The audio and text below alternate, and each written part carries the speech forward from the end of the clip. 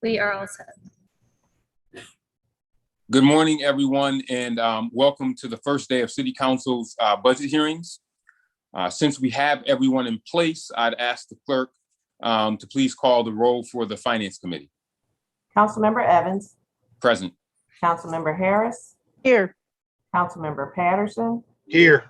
Vice President Lightfoot. President Scott. Here. And we are also joined by the rest of our city council colleagues. I believe I saw Lupian, Melendez. Was Gruber and Pio also on?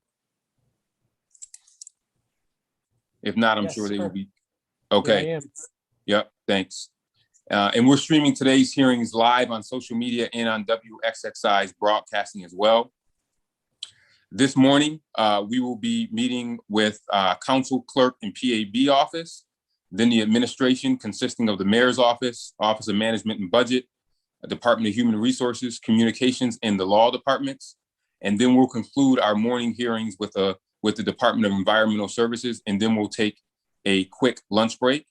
We'll go through each section of the budget, and I will ask if anyone has questions. If you do, you can write your name in the comment section of the video, and I'll call on you before I move on to the next session. And then at the end, I'll take another survey of the group to make sure that everyone had the opportunity to ask their questions, and then we'll move on. I ask that you be patient with me because, again, this is the second year in a row that we are doing this through Zoom in a virtual environment because of COVID. Hopefully next year, you all be back in, we'll all be back in council chambers. But until then, we're going to do it this way as we did last year. We're going to start this morning.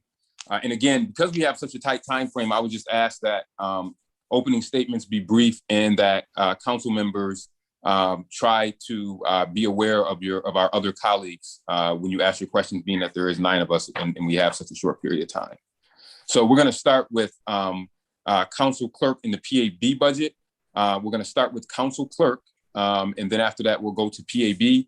We have about, I believe 30 minutes scheduled for this hearing before we move on to administration. So we want to do our best to try to get it in as best we can. So let me turn it over to our Chief of Staff, Ms. Brown, to make any comments, brief comments that she may have, and then any questions from council members. But I will remind my council members that this is our budget. So any questions that you might have, you may have to answer them yourself. So Ms. Brown. President Scott, Chairman Evans, and members of the council, good morning. Let me first begin by recognizing my colleagues, Hazel Washington, the city clerk, Bertha Manigault, Chief Legislative Assistant from the Licensing Office, and Connor Reynolds, the Executive Director of the Police Accountability Board. I would like to also thank other members of the central staff in the City Council Office and Clerk's Office who worked incredibly hard during this budget season in order to prepare the analysis of the mayor's proposed 2021-22 budget for you. Katie Hasselwander, Bridget Birch-White, and Barbara Campbell.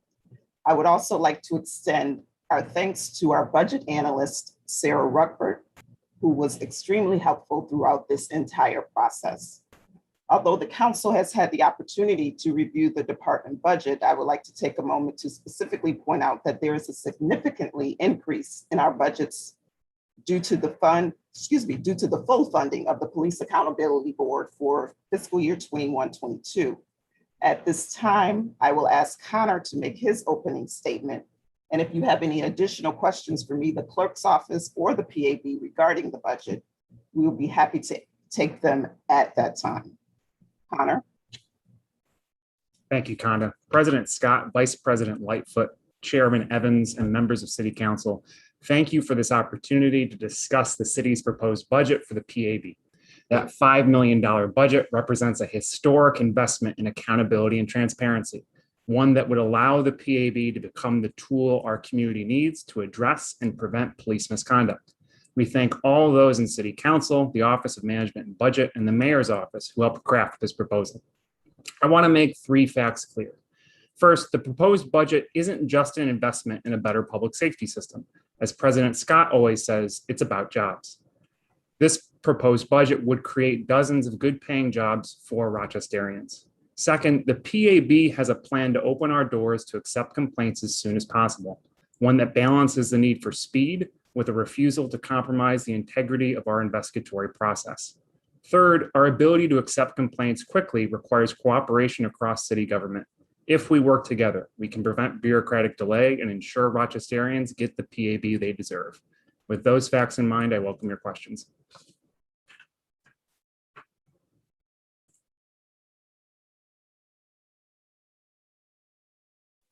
You're on mute. Chairman Evans, you're on mute. I'm sorry. I said, thank you. Any questions from, we'll start with Council Clerk questions. Any questions from Finance Committee members? And then I'll move to non-Finance Committee members. I know that Councilmember Gruber has a question, but does any Finance Committee members have questions on Council or Council Clerk? Questions? Okay, Councilmember Gruber? I saw that Councilmember Patterson had one. He's got his hand up. He did. Okay, Councilmember Patterson and then Councilmember Gruber. My question is regarding PAB. So Okay. Okay. Okay.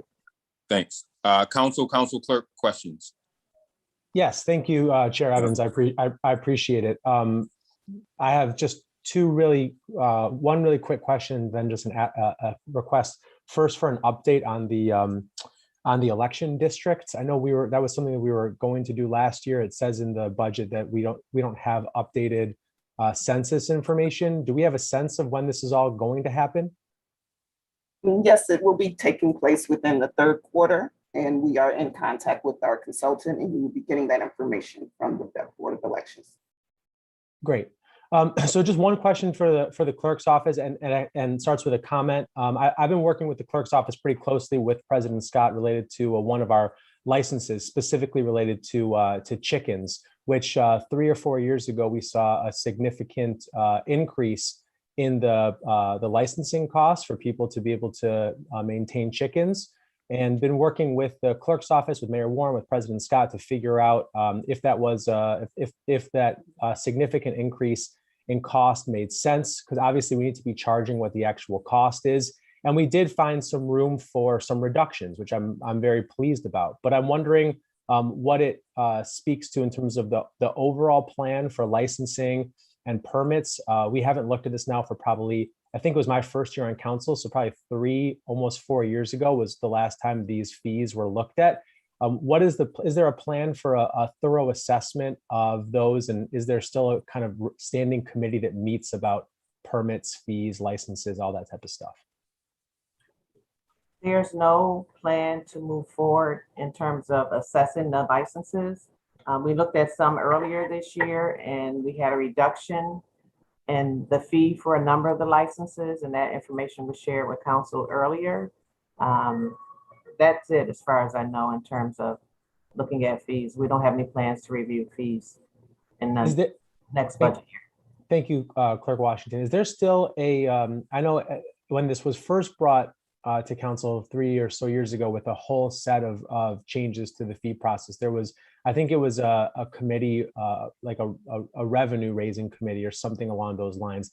Is that still a standing committee of City Hall staff that meets regularly to discuss things of this nature? Or is that just for that particular purpose? Chris Wagner may want to answer that. Yeah, that's not it's no longer a standing committee at this point, Councilman Gruber. Okay. All right. Thank you. You're welcome. Okay, Council, let's go to PAB questions. I have a question on the clerk. You have a question on the clerk? All I right, Councilmember Lupien, go ahead. Is there money set aside in this budget for technology to support council going to hybrid meetings once we're back in council chambers? Are you referring to the council members or the clerk's office? Well, it's my understanding that that's within the clerk's purview. No, there's no money set aside. Thank you. You're welcome. Okay, anything else on clerk or council? All right, let's go to PAB, questions for PAB. Councilmember Patterson and then Councilmember Harris. Thank you. Can you please share with us your plan for hearing civilian complaints against police officers effective July 1? We do not have a plan to hear complaints against officers on July 1st. To do that, we have to do a number of preliminary things that the law requires, such as creating a disciplinary matrix, procedural rules for hearings, investigatory manuals, other of the preliminaries you have to have so you can have investigators ready to do the work. Our plan is to start doing that work from day one on July 1st. In this brief outline plan that I believe was submitted yesterday to council, starting with getting consultants on board who can help us write those rules, write those investigatory manuals, create those procedures, create the training academy for officers. That is the number one step that we're moving towards, is making sure we have the expertise on board to build out the processes to get to that complaint day. It's probably safe to say that there may well be civilian complaints against police officers after July 1. When do you believe that the PAB will be able to hear the civilian complaints against police officers? I think we have to give a range of dates. In that plan, we have an ideal, if all things go as smoothly as possible, by the end of 2021. I think we have to be realistic about the potential for delays in that process, whether it's unforeseen bureaucratic issues or some processes just take longer because of recruitment issues, et cetera. We have to see each phase of this plan, and there's 4 phases in that plan, taking somewhere between 2 and 4 months. We want to make sure that we do not overpromise on this, particularly to people who've been waiting for a long time for a process that works. We have to ensure that this process is fair, quick, and rigorous before we open our doors to complaints.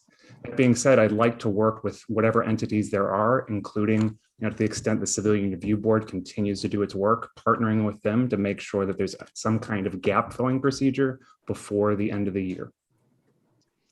You have a plan to accept civilian complaints against police officers effective July 1st. Those complaints, you'd have to have a complaint intake process, which is the first thing that we're going to try and get established as quickly as possible, a process for tracking those complaints, getting them in the doors. That may happen sooner, but we have to make sure that that process is linked to a broader system of investigating complaints so that when we take those complaints in, we can tell people who are filing complaints exactly what they can expect out of the process in the future. So for example, during this time, when people have been trying to file complaints with the PAB, we have a process for referring them over to the Civilian Review Board, but making sure that we log those complaints and say, while we are not accepting these things, we will loop back with you when we do start investigating complaints. And I'm sure that that kind of process of letting people know that, there will be a day soon that you can file a formal complaint with us, we'll absolutely be doing that from July 1st. From what I understand, the entity that is now accepting complaints will no longer be accepting complaints effective July 1. So if someone has a complaint, there will be no organization other than PAB to accept that complaint. So the way that the Civilian Review Board works is they don't investigate the complaints themselves. They take in the complaint and then they refer it over to the police department for investigation. PAB will still be able to serve that process. And so long as the Civilian Review Board still exists, even if the settlement for disputes, the Center for Dispute Settlement isn't facilitating that board's work, we might be able to work something out in the interim. I'm just learning now about the cancellation of that contract. So I think in the coming weeks, we can work as hard as we can on some kind of gap filling procedure. Thank you. Councilmember Harris, you had questions related to the PAB? Yes, thank you. Executive Director Reynolds, thank you for your work on this meaningful department. I'd like to just piggyback off of what Councilmember Patterson had mentioned. He took most of my question, but I'll follow up what I have here. Is there an identified instrument that you're going to use or software that you plan to use to capture complaints? We haven't chosen one right now. There's quite a few different options out there. We've gotten pitched quite a bit on different databases and systems for tracking and logging complaints. I think it's very important to have some kind of formal process for selecting the correct one.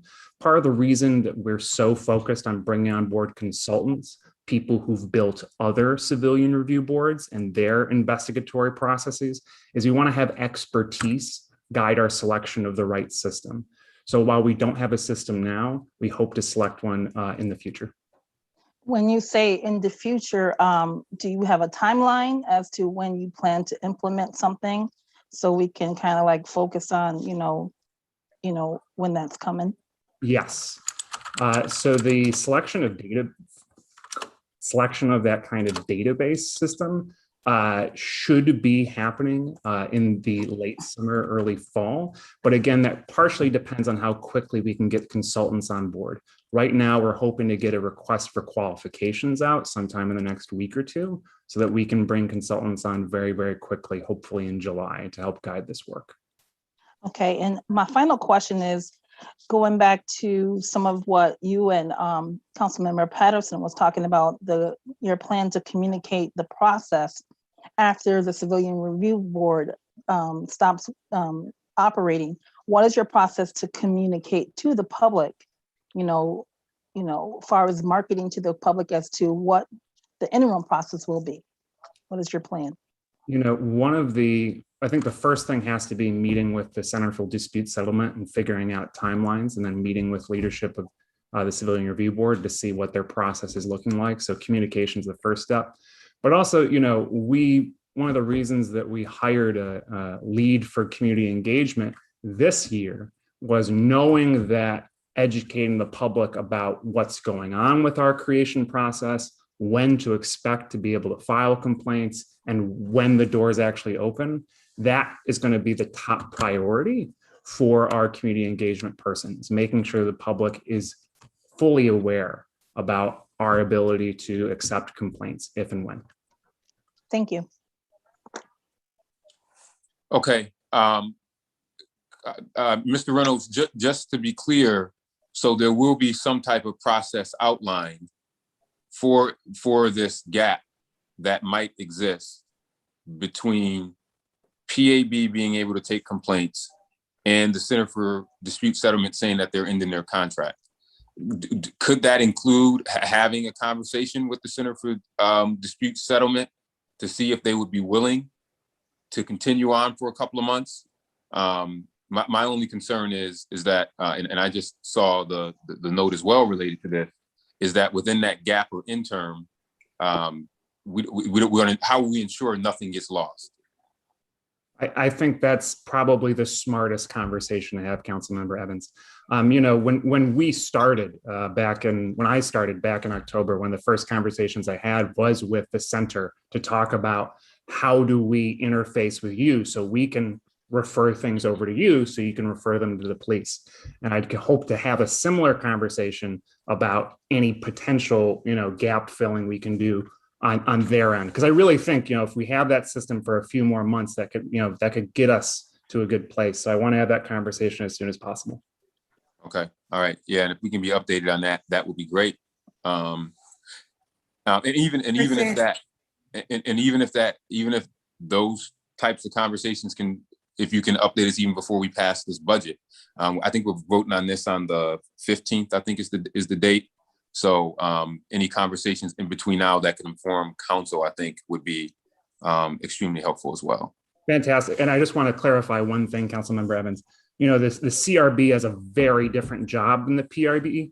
Right. The review board itself, but in terms of what the center can do, in terms of the connection to the police department to say, we're taking your complaint and handing it over to them, that is the process where there would probably need a gap to be filled. Right. Okay. Great. VP Lightfoot, and then Council Member Lupien, and then Gruber. Thank you, and honor, Madam President, all of my colleagues, and Chairman Evans, the mayor, and everyone in your respective places. I just want to be clear. I may have missed this because I kind of was trying to get my audio working and stuff. But Connor, I just want to, you said October, so there's been over a year. I just want to be clear and have full understanding. So the PAB was established to review cases against police officers. And how many cases have the PAB reviewed to this point? We haven't reviewed any cases, in part because the PAB's job is to investigate cases. Okay, how many have you investigated? None. Okay, and that's what you were established to do, correct? Yeah. Okay, how many have you received any in cases to investigate? We have not formally accepted any complaints for investigation. Accepted. Have you received any Yes. cases to investigate? People have called in complaints. They have emailed some complaints in, and our process for that is to refer them over to the Center for Dispute Settlement. Okay, thank you. Thank you. Go ahead, Councilmember Gruber and then Lupien. You would call Councilmember Lupien first. I'm happy to wait in line. He's yielding to you, Councilmember Lupien. You're a gentleman and a scholar, Dr. Gruber. Go ahead. Don't forget it. Yeah, we won't. Go ahead, Councilmember Lupien and then Gruber. Connor, I wanted to say thank you for sending over the document that you sent out yesterday, really giving extensive detail on the plan in the next year or so of how the Police Accountability Board will move forward. The timelines for the different phases range from 2 to 4 months. Can you describe the ideal conditions you would need to meet that really tight time frame? Yeah, part of the reason we're always an evidence-based organization. So that timeline was developed by talking to other experts about, how long did it take you? How long should it take? And I'll be honest, talking to a lot of those experts, they say, the ideal of 6 months is extremely aggressive to get a lot of this stuff done.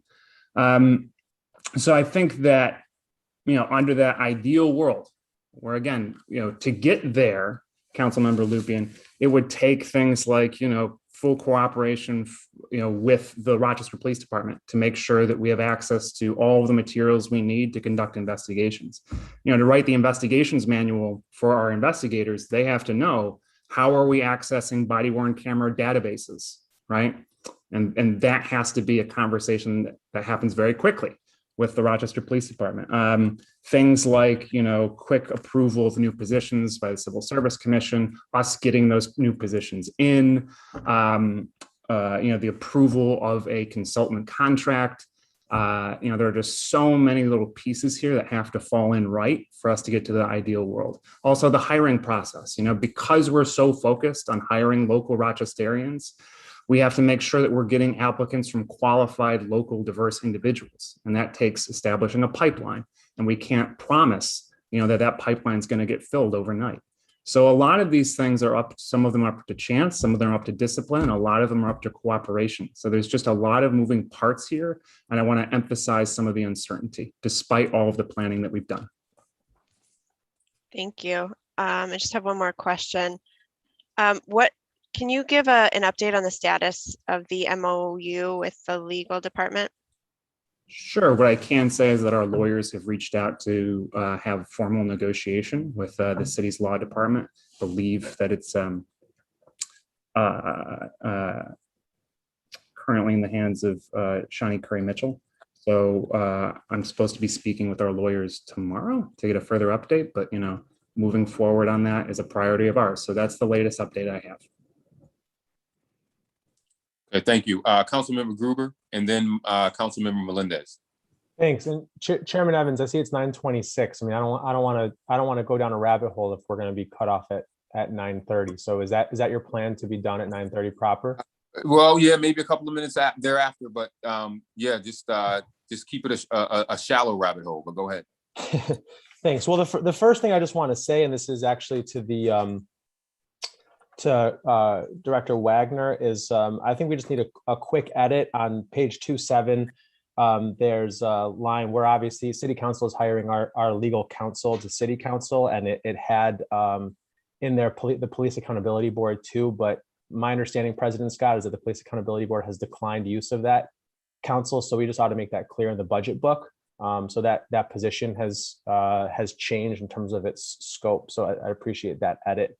I guess, it's going to be impossible for me to ask any questions of substance in 3 minutes, but let me ask one about some of the KPIs that were mentioned. One of the KPIs is 65% of cases are going to be of percentage of complainants satisfied. Is that right, Connor? Am I saying that right? It is 65 in the budget book. That might have been a typo on my part. I'd like it to be 75%. Okay, so a 75%, and it also says that number of complainants received directly by PAB in this budget book is 480. But you just described potentially not being able to hear cases or not starting to investigate cases for quite some time. So I want to make sure that, you know, next year, whoever is having this conversation can evaluate the PAB on a level playing field. Is 480 still the goal, knowing what the timeline you just described is going to be? You know, I think that 480 is a number that should stay, only in the sense that it gives people, you know, an idea of what a full year's worth of work would be. And I understand that, you know, investigations may not start, you know, well into the next fiscal year. But I do think that there's a sense that whenever we open the doors for complaints, there's going to be, you know, it's not like those complaints depend necessarily on our investigation starting. You know, police misconduct is happening regardless of whether or not the PAB has its doors open. You know, to the extent that we might want to lower that, given the delay in the process, I'm happy to change that if council feels like it's most appropriate. Well, for me, it's not about what's most appropriate. It's about what, I mean, obviously it's a budget, right? We're taking guesses, we're making the best projections that we can. I just want to make sure that next year, when there's an opportunity to have a conversation like this again, that, you know, the PAB is putting forward what they truly believe is going to happen this year in terms of number of cases, in terms of your timeline for hearing cases. And then I think that last KPI of 65, or as you just maybe described, 75%, that number has to correlate to the number of cases. So I just really want to make sure that I'm clear that if you're going to be starting later in the process than you had thought because of all the things you just mentioned, that we still know how many cases you're expecting to hear and what percentage of complainants you think are going to be satisfied. Got it. And Councilmember Gruber, just on the KPI question, I just think the most important KPIs are percentage of complainants who are satisfied, and then the other benchmarks for this year, which are number of staff hired, major, you know, policy proposals we're issuing out, oversight investigations we're launching, because those things are a little more in our control as compared necessarily to the number of complaints we're getting. Agreed, but the percentage is, you know, I think it would be useful to have a sense of what the benchmark is going to be for us to be able to have an understanding of the percentage. And if you're going to change from 65 to 75%, I think that, you know, that's, again, things that perhaps before we vote on June 15th, we ought to just make sure we have some clarity on numbers. I know there's a lot of other people with questions, so I don't want to hog the mic, Chairman. No, Evans, that's okay. Just one final question. It's a little bit more procedural. So this $500,000 that's coming from DCJS as a result of the state delegation advocating for funding of the PAB, do we have a sense of how that money is coming in, what its allowable expenses are, and if there's an opportunity offered to be renewed on an annual basis? I'm going to kick that question just over to budget, only because I believe that they've been in most contact with this. I think there's a lot of uncertainty a little bit about that right now. What I will say is that when we requested the money, we were requesting the money specifically for projects, including getting our investigatory work off the ground. So I think the ideal would be to use that money, and it may be on some reimbursement basis, to make sure that we can pay the consultants that we need for our first year that we wouldn't have in the future. Yeah, we don't have any clarity yet from the state on how exactly that money can be used. We keep asking and hope we'll get that soon. Do you suspect it's going to be on a reimbursement basis, Chris? Yes. Got it. Thank you. And I'm sorry, Councilmember Gruber, and just for my colleagues, just so you know, you shouldn't feel constrained, because if you look at your budget calendar, there's a date there. We don't use it often, but we can.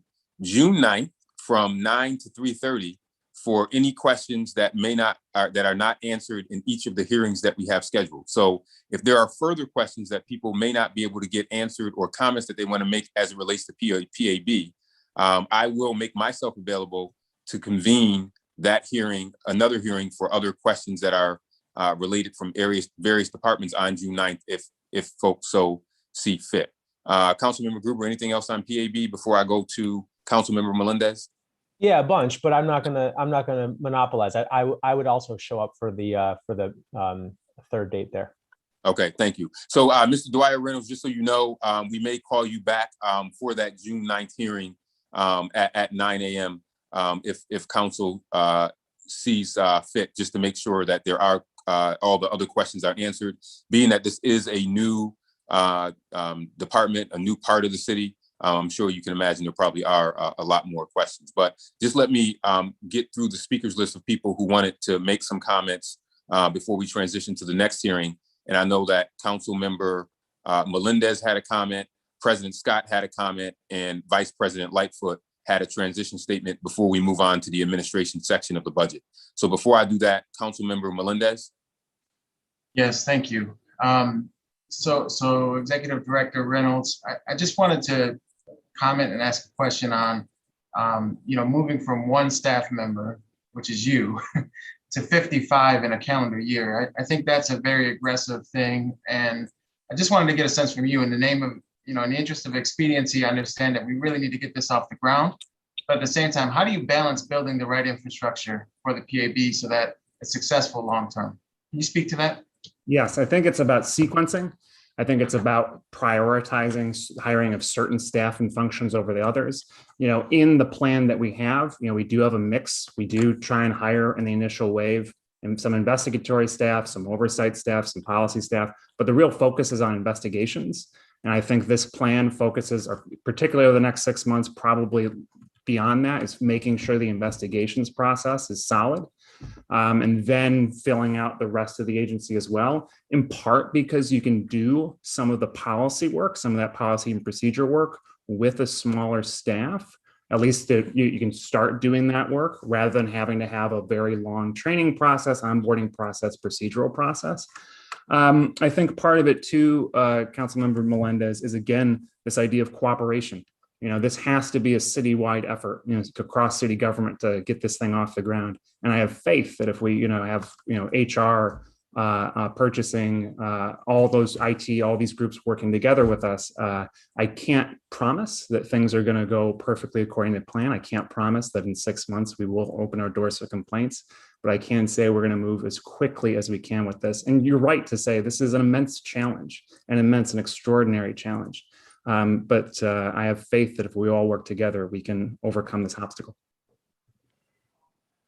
Thank you. Thank you. President Scott.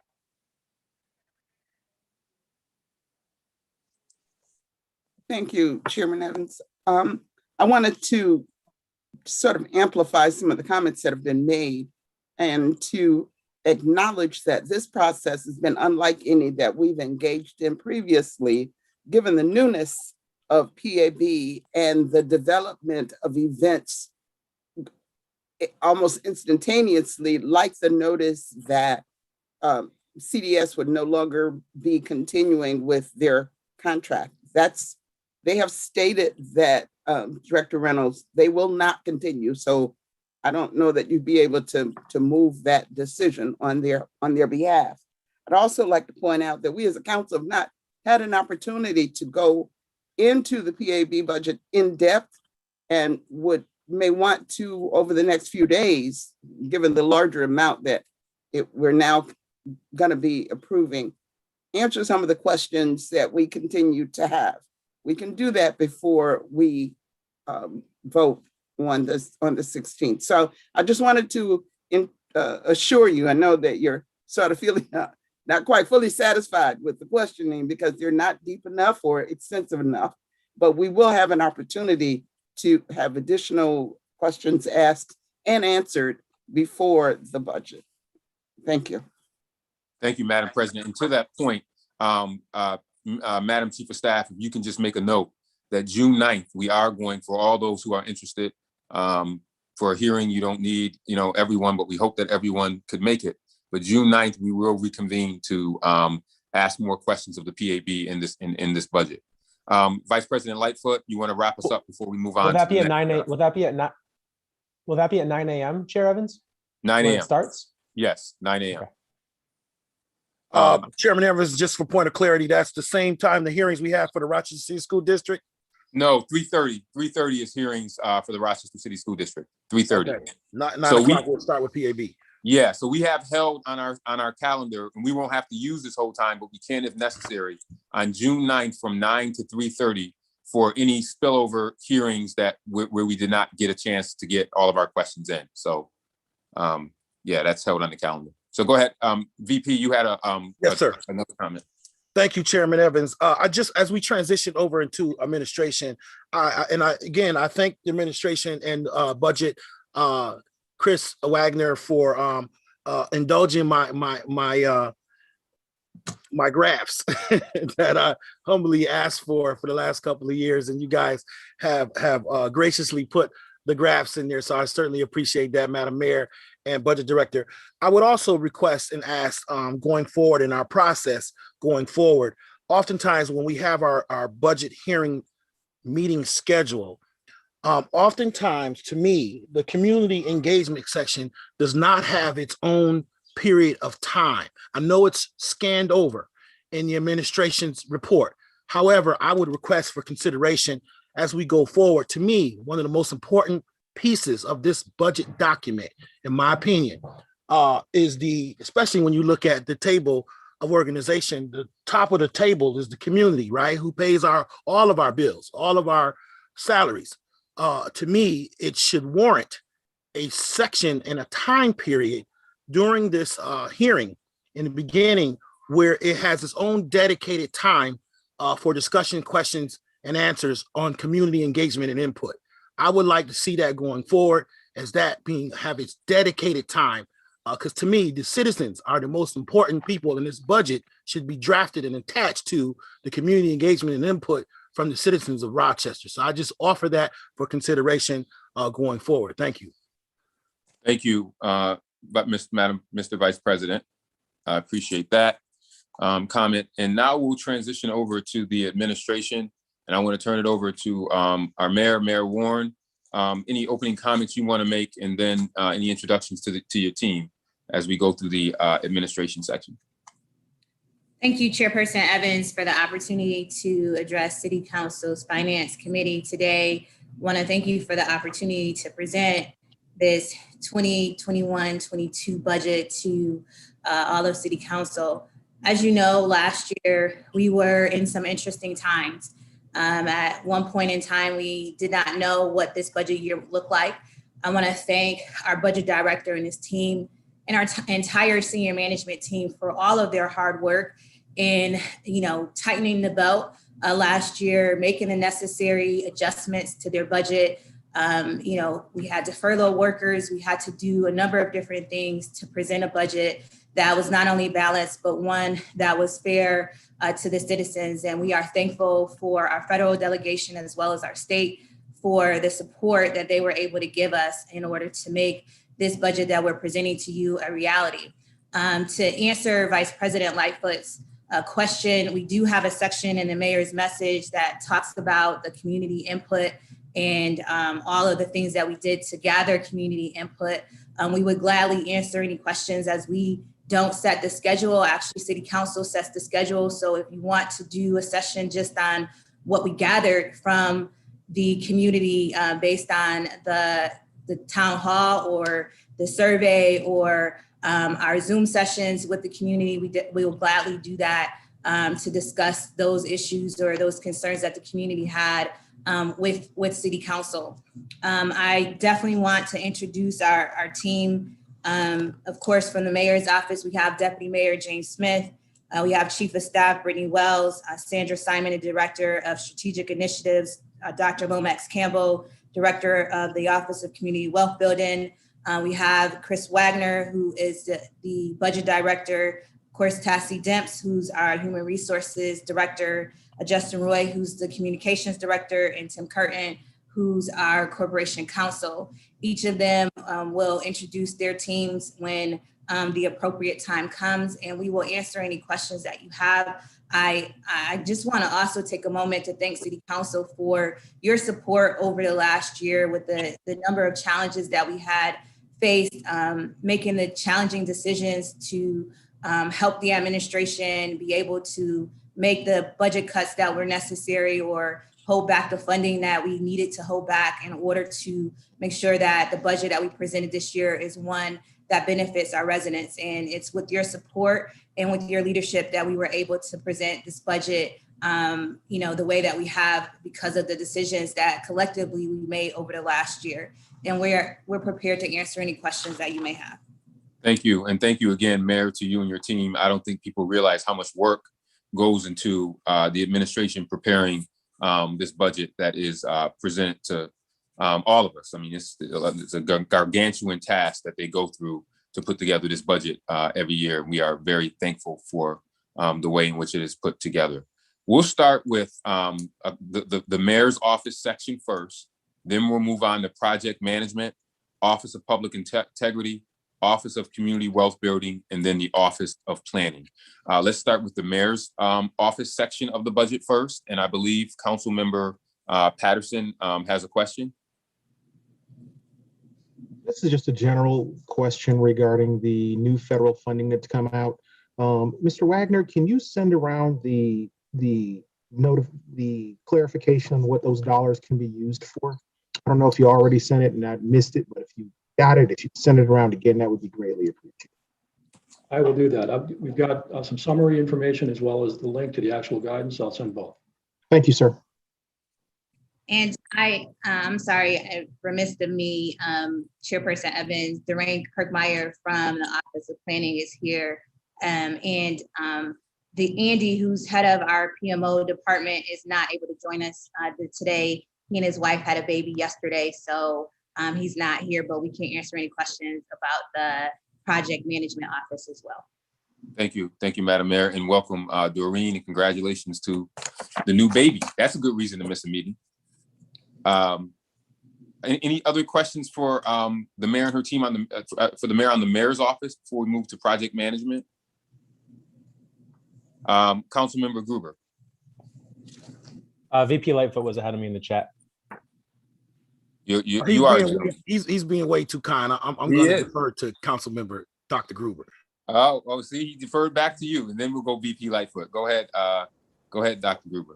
Sure, thank you. And I can't echo your comments enough, Chairman Evans, about the incredible work of the administration and particularly OMB for pulling all this together. And even, from the mayor's office starts with constituent services. I think I saw Tracy on the call a little while ago, but the last year stressed everybody.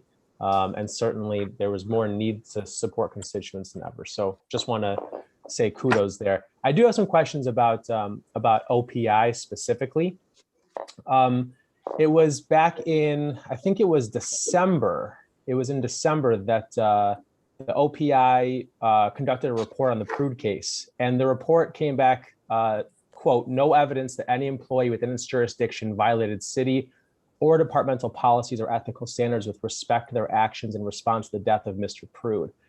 I'm a little bit unclear about that, though, Director Weir, because both Deputy Mayor Smith and City Council came back with a report that showed a whole lot of issues and concerns related to ethics, specifically related to FOIL. So this is not a question about the Prude case or about any one particular person, but it is a question about the efficacy of your audit. And I'm wondering if you can help me understand. First of all, did you read the reports from Deputy Mayor Smith and from our independent counsel, Chelly?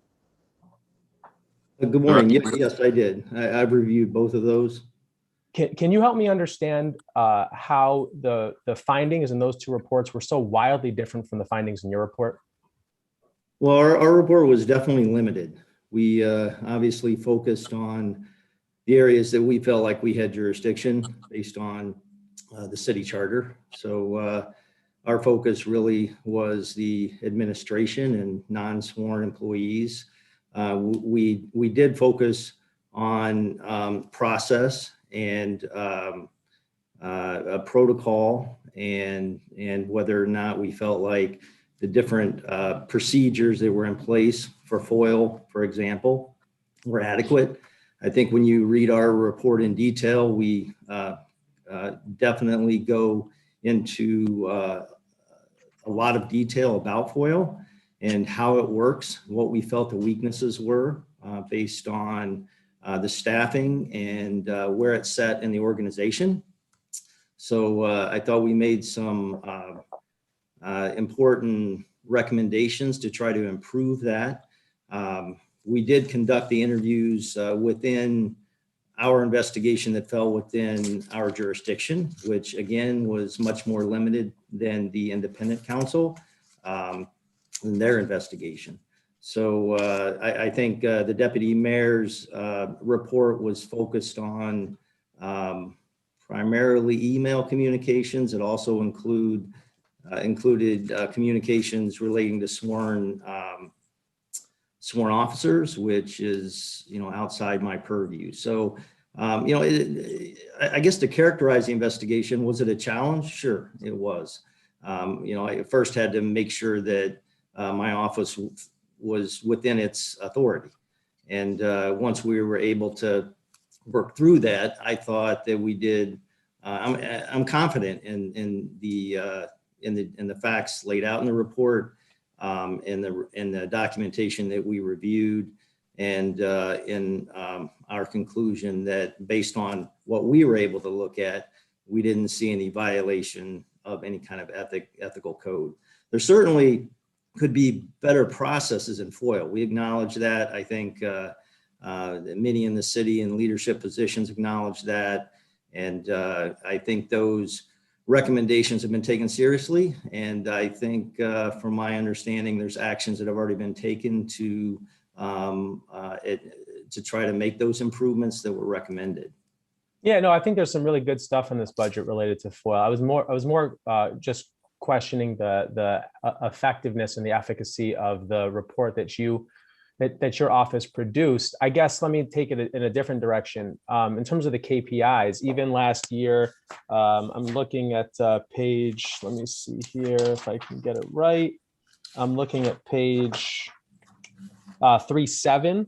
And, I understand there's so many different reasons why departments across the city probably were not able to reach their KPIs from last year. That's totally understandable because of the pandemic. But I'm not entirely sure I understand why OPI had less actual audits completed than was budgeted.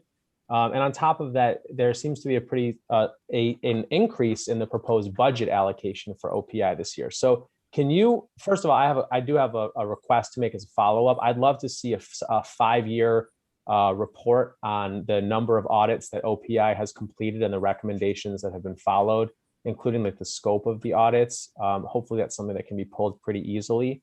But I just asked you, Director Weir, to help me understand what happened last year. That I think it says that you budgeted 12 audits and completed 10.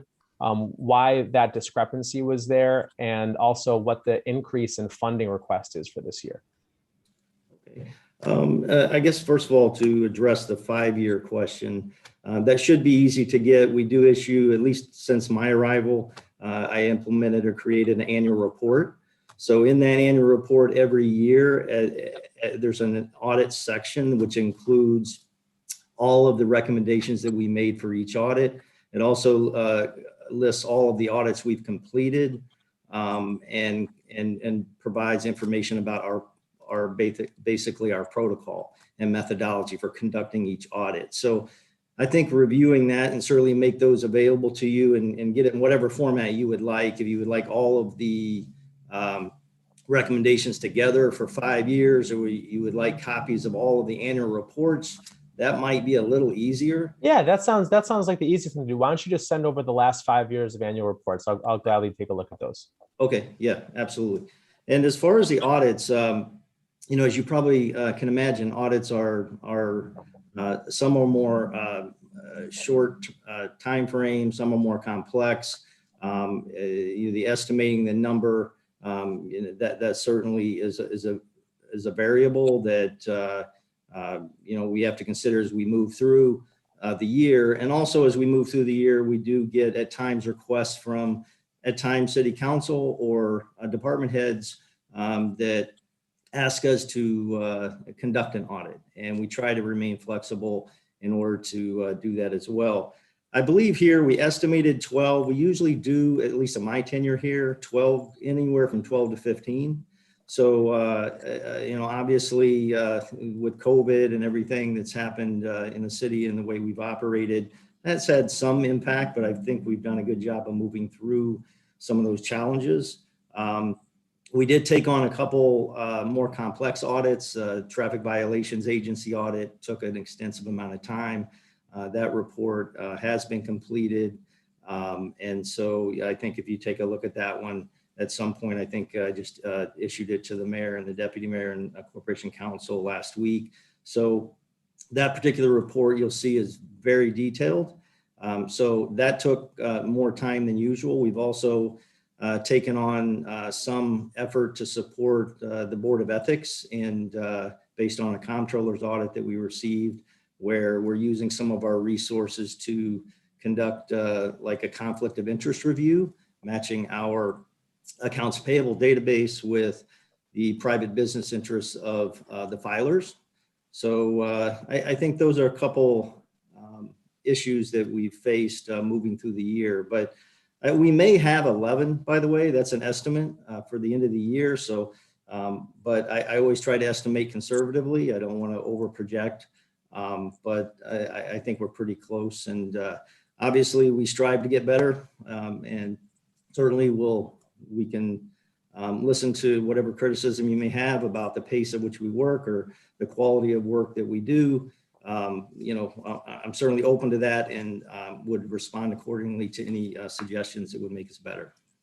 Thanks. Last thing for me on OPI, can you just help me understand? So I'm looking at page 312, and OPI actual 1920 budget was 605, and the proposed budget for this year is 661. So the $55,000 increase, is that an additional position? What is the additional increase there? Right.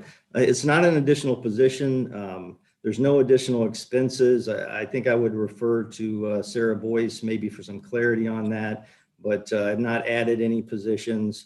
Our primary expense other than salaries is really our rent here in the offsite. That's about it. So is that just COLA, Sarah? Is that all that is? Right. It's essentially steps and COLA. And I think in 1920, there might have even been like a short-term vacancy. I can double check. But it's just personnel variations with steps and COLA essentially. Thanks. No need to get back to me on that. I would love those 5 annual reports though, Director. We appreciate it. And I'll close my mouth for now and come back later. Okay, so right now the areas where I'm entertaining questions on Mayor's Office, Project Management, Office of Public Integrity, Office of Community Wealth Building, and Office of Planning. Any other questions that are specifically related to that? I saw VP Lightfoot and Harris. Thank you, Chairman Evans. First of all, I want to echo the sentiments of my colleagues, especially Dr. Gruber, around giving kudos to the mayor, the budget director, the administration for such a daunting task on such unprecedented times, that no one has ever been through in our lifetimes. And I want to take and pause for a moment to really, because Councilmember Gruber brought this up briefly, but I think it's so important to say this and give honor. Tracy, I really want to honor Tracy Miller and speak to the work that she's did over this last year. And just briefly, just thank you for, there's so many barbers and beauticians, estheticians, and appearance enhancement professionals that we sent to the Office of Constituent Services through Tracy Miller that had extreme problems logging on and getting their unemployment. For the first time ever in the history of New York State, they allowed professional independent workers to receive unemployment. And I just can't tell you the amount of thank yous that I receive even to this day from people in that industry that were impacted and helped by Tracy and the Office of Constituent Services to navigate through. As you guys know, the system crashed when people were trying to get unemployment. And I think it's important that we understand that, these are people's livelihoods. It's how they feed their families, it's how they eat, it's how they pay their bills. You understand? And so this was very important, extremely important. And I really wanted to just take the time to acknowledge that and thank Tracy and her office and the mayor and her staff for that most important work to our citizens and our community. I have 3-part questions. I won't take them all 3 if we can take them later on, that's fine. but it's basically, I spent, seemed like half my life last year and a half between the Race Commission, the Real Initiative, and Executive Order 203. I can never get that time back, right? That was probably 3 years of my life spent, and I know Councilman Gruber can speak to this. I know Councilman Melendez can speak to some. They did parts of them, but I did all three. And with that being said, Madam Mayor and Administration, I see the first part is the Race Commission. And in doing the Race Commission, sitting on the co-chairing the Business Development Committee, the three things that were recommended were access to capital, mentorship and tech assistance support, and NWBE local programming. I want to speak to KPIs that you have here, my first question, and then I'll move very quickly into my second and third question around Real Initiative and Executive Order 203. It says provide, page 3.7, businesses with coordinated network of services focusing on technical assistance, training, and mentorship. Now, I believe in the work of Dr. Lomax Campbell. I believe he does amazing work over in the Office of Well Building. My question is, how is this budget tying in? I know $1 million has been set aside for the Race Commission recommendations. How are we tying in potentially an opportunity of alignment with the KPIs that you have here? And one of the recommendations that was identified, which was mentorship, technical support, and assistance to businesses. So as it pertains to the Race Commission report, I believe that Dr. Archie is on the call. We just had a meeting about this last week. We had an internal team that has been established to really go over. And so across the board, you will see different KPIs, and not necessarily KPIs, but the work that will be aligned with the Race Commission. And how we are going to decipher the alignment is when we present legislation to City Council, like we do when we present legislation today that aligns with the comprehensive plan. We will put that, this section applies to the Race Commission's report on X, Y, on mentorship or business development or something of that nature, so that council can decipher. But across the board, when you look at the budget, you'll see different initiatives that align with the Race Commission, but don't specifically state Race Commission as the caveat for that particular work, because it also encompasses other work that we're doing. And so, Dr. Archie, if you want to go over, briefly the plan on how we are going to align our work across city departments with the Race Commission's report, you can do so at this time. Is he here? Sorry, if you're speaking, okay.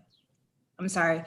Maybe he stepped away from his desk. I see his name here, so he must have stepped away. But he can't get his camera on. He's saying okay. His camera is not on. One second. Okay, he's on mute now. Yeah, I just turned it back on. There you go. Good morning. Thank you, Mayor. I appreciate the introduction. Good morning, Mr. Lightfoot. In response to the mayor's just specific instruction that was given, what we are doing is we are confirming that each one of the race recommendations that are specifically owned by the city is actually aligning with the specifics of our Rochester 2034 plan, our affirmative action plan, and any of the real plan initiatives as well. So that what we're doing is to make sure that as we are completing the attainment of the race recommendation, we're also hitting those check boxes of other governing documents and priorities that are established. And so what we're doing is to focus this on looking at the sustainability of this race recommendation. So yes, you acknowledge that we do have this $1 million allocation that we are proposing. However, we want to look at these initiatives and things sustainable past this one-time seed money that's being provided for these race recommendations initially. And so this is where we're having a very specific approach that will look at the sustainability, but also the tracking and monitoring of these next step efforts to make sure that they're just not owned by the Race Commission, but they're owned by the city sustainably going forward, so that even in our future budget allocations, we can consider what these things need be in order to sustain their success going forward. And so I will look forward to rolling that full plan out so that it highlights all of our efforts in a benchmarkable way, that we can report them out regularly to not only to the city council, but also to the city residents as a whole. Thank you. I truly look forward to that. And I'm glad to hear of the idea and goal and vision to have this transparent before the community. I think that, of course, as you know, Dr. Archie, you were a part of that whole process, that this was, I believe, a very good, well-driven community process, especially considering COVID-19 and the constraints that we had with the COVID-19 virus. And so it leaves me, and I'm glad you're here to, because it transitions me to my part two of my question, the real initiative, which again was a lot of work involved there. You came in, hit the ground running, really grabbed that work and continued it on. And I see here on that the equity programming and training is transferring from the Office of Community Well-Building to the Department of Human Resource Management under the leadership of yourself. And I just kind of get like an idea of your vision of how the real work is, because some may think that the real work stopped, right?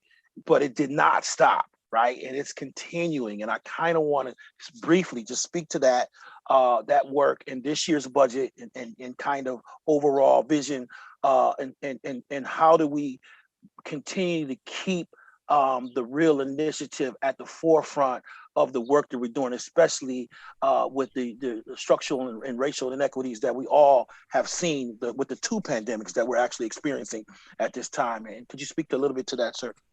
Sure. So I appreciate all of your support, all of City Council support, the mayor's leadership on the Real Initiative. I got to tell you, Vice President Lightfoot, your work on the national level has really helped support this, the attention, the need, the value of what this work is about. So I cannot begin by, but other than to thank you and thank Dr. Lomax Campbell and Letitia Doucette for all of the work that's been laid at that foundational level. You are correct. We have been very deliberate this year with Real. And it's not that it's gone away. It's just that we had to look at our priorities. Obviously, we were in the middle of a pandemic, and the pandemic highlighted that the people who were detrimentally impacted worse were people of color. And so our focus immediately became responding to the immediate needs of the pandemic. And so the Real Rapid Response Team took off, and we were hitting the ground running to make sure that we were doing all of the resources and efforts and trainings and testings and vaccinations and all of that stuff over the last year. That did not circumvent our duty to say, what is the larger picture for Real? And so looking at that larger picture for Real, we held several meetings throughout the past year that really looked at sort of a next level of establishing quantifiable goals that we could really begin to build on collectively as a unit. And so one of the things that we proposed is that we cannot facilitate the true meaningful success of Real without having some additional funds to be tied with it.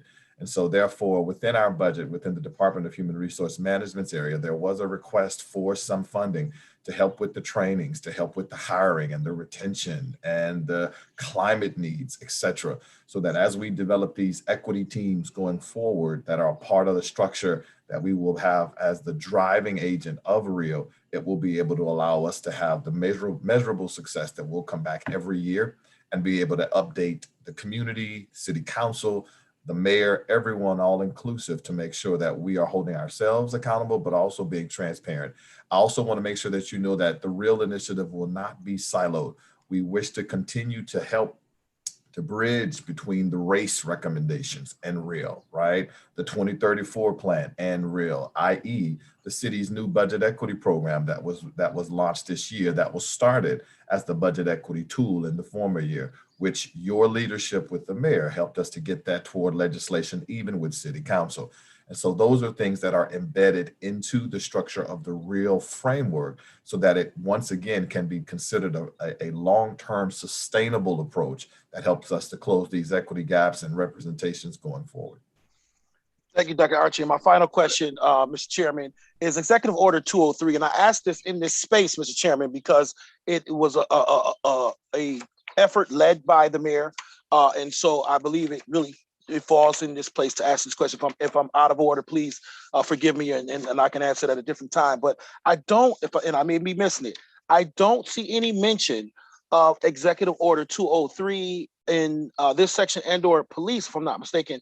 And how are we working, Madam Mayor, to work to align Executive Order 203 report recommendations with the funding and alignment of your overall vision going forward? So some of the Race Commission recommendations and their policing recommendations, of course, in the funding that is allotted for the Race Commission, for training and other things is will of course go towards some of the Executive Order 203 implementation, but it's an ongoing document and work that the chief will embed in the work that she's doing. As you all know, just 3 weeks ago, they've already started training. They've already started to change certain policies and procedures. We are currently waiting for the report from Wilmer Hill, which should be out pretty soon. So I think that you may not see particularly a KPI because it is really embedded in the training that needs to be done, embedded in the work that we need to do around technology, body worn camera video upgrades, and other processes and procedures that we need to do. And so, Executive Order 203 is not separate and distinct from the work that we need to do in the police department, and is part of the work that the chief and her administration will be implementing over the next year, with getting the committee established, the implementation committee established, as well as they start to review candidates for employment. We do have a class that we're going to be doing with the police class. And so some of those recommendations, or all those recommendations, will be a part of that. So once you have the police budget hearing, you'll be able to hear more from the chief about how she's going to implement those recommendations. Thank you, Madam Mayor. Thank you, Mr. Chairman. Thank you. So we're still Mayor's Office, Project Management, Office of Public Integrity, Office of Community Wealth Building, and Office of Planning. I believe, Gruber, you had one more question on this section. Council members Harris and Patterson, you said your comments or questions have been done. So before I go to Councilmember Gruber, because Gruber, you asked on this section, let me go to Councilmember Pio, and then I'll go to Gruber, and then we'll move on to OMB. So Councilmember Pio. Thank you, Councilman Malik. My question will be on the WRK3, the Office of Community Wealth Building. It says focus workforce development efforts on vulnerable populations. What would be considered vulnerable? Dr. Campbell, if you wanted to answer that. Sure. Vulnerable populations is the language used in the 2034 plan. We've historically, and I guess now I can say that in context, for the last 3.5 years that our office has been around, focused on predominantly Black and Brown and women in the community, whether they're residents or businesses that have been historically underserved. And so in partnering with employers and apprenticeship programs like YAMTEP, like the MAP program, we've worked with them to help do recruitment events so that they can reach community members who otherwise may struggle to get to their sites for interviews or to learn about those opportunities. And so we've used our Business and Community Services Center right downtown, right on the bus line, right on Fitzhugh Street in the Sister Cities Garage as an access point. And we've also continued during the pandemic using Zoom as the vehicle to play matchmaker for those opportunities. Thank you. And the second, I'm sorry. No. The second question would be the addressing structural racism part. Now,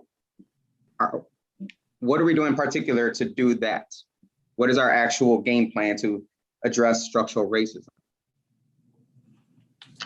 So that work is predominantly lived in the Real Initiative.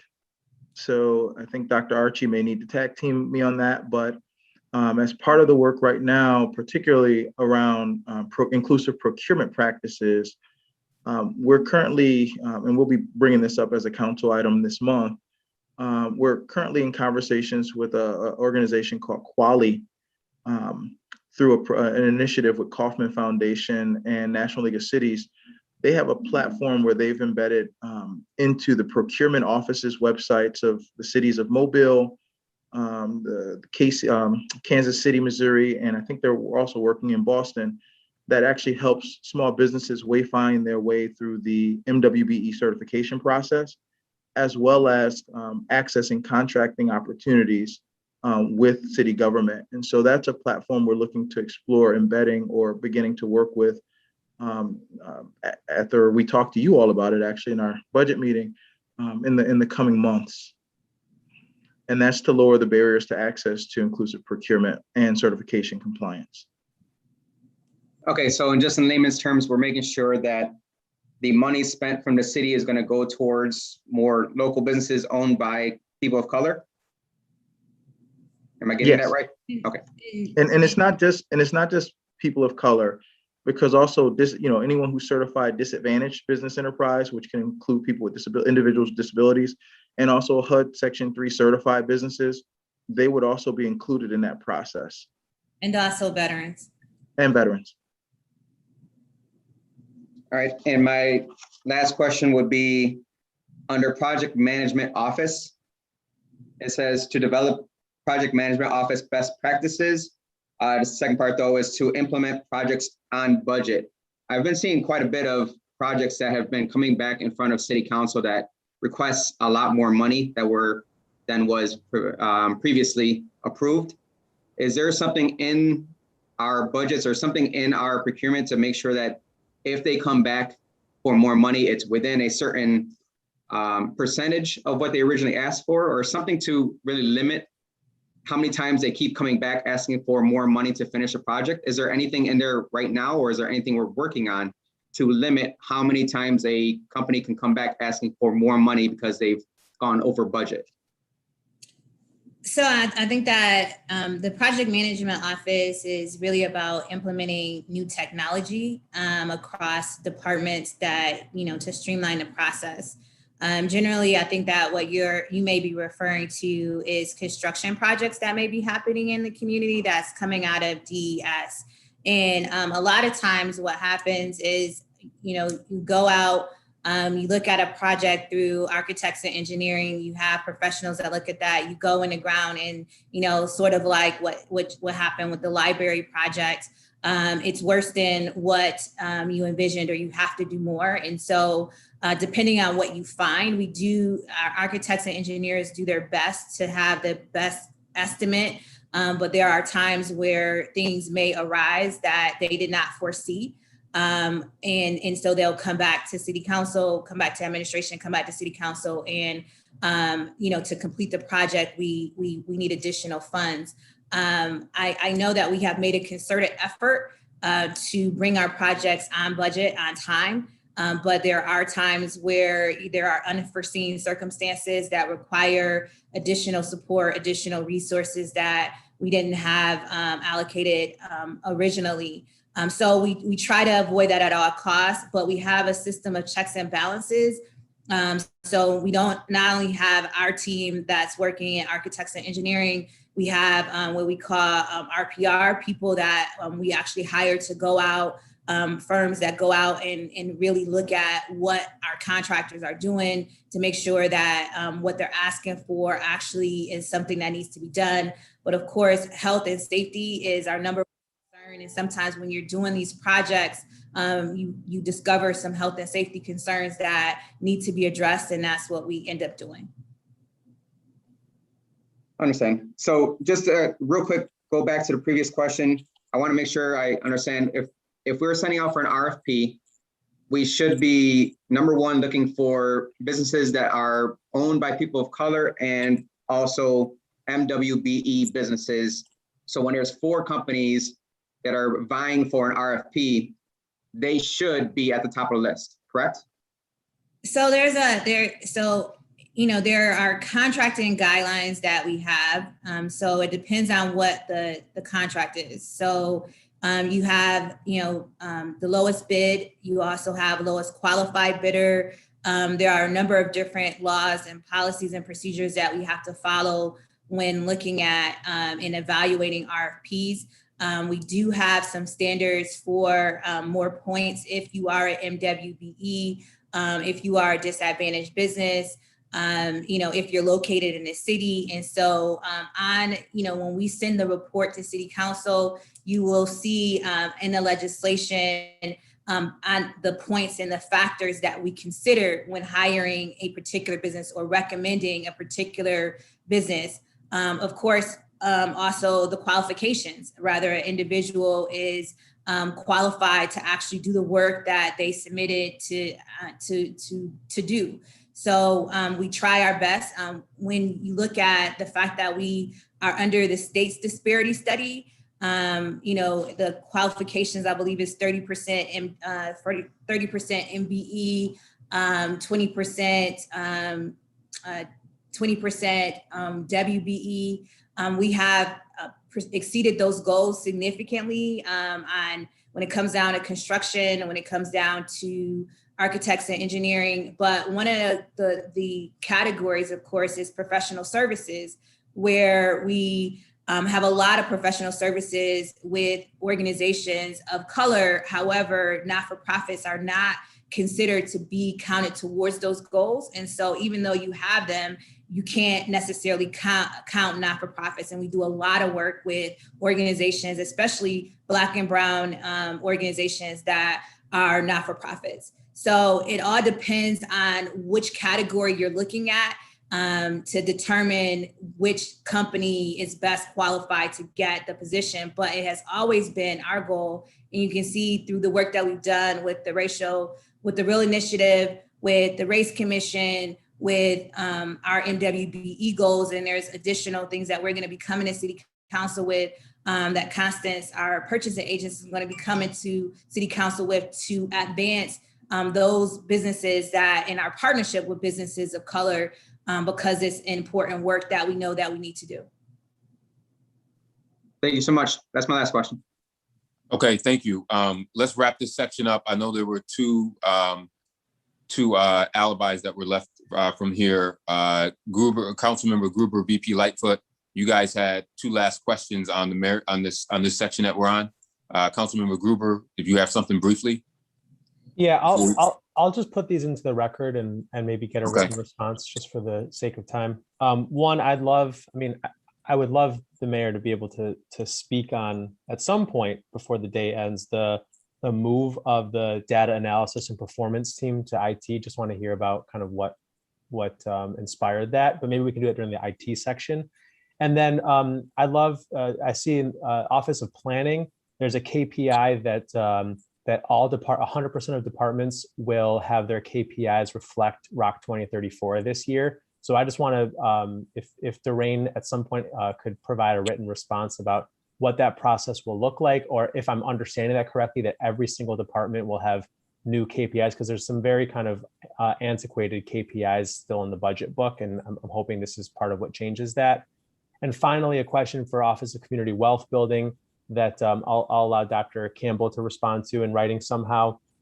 Councilmember Evans had sent over these strategic goals and objectives. And one of the things from OCW talking about Nexus I-90, one of the responses was that there's staffing constraints. And in fact, I know that OCW has a huge amount of work and a very small staff. And it seems like every time I talk to Dr. Campbell, there's a lot of really new, exciting things happening, all things we should prioritize.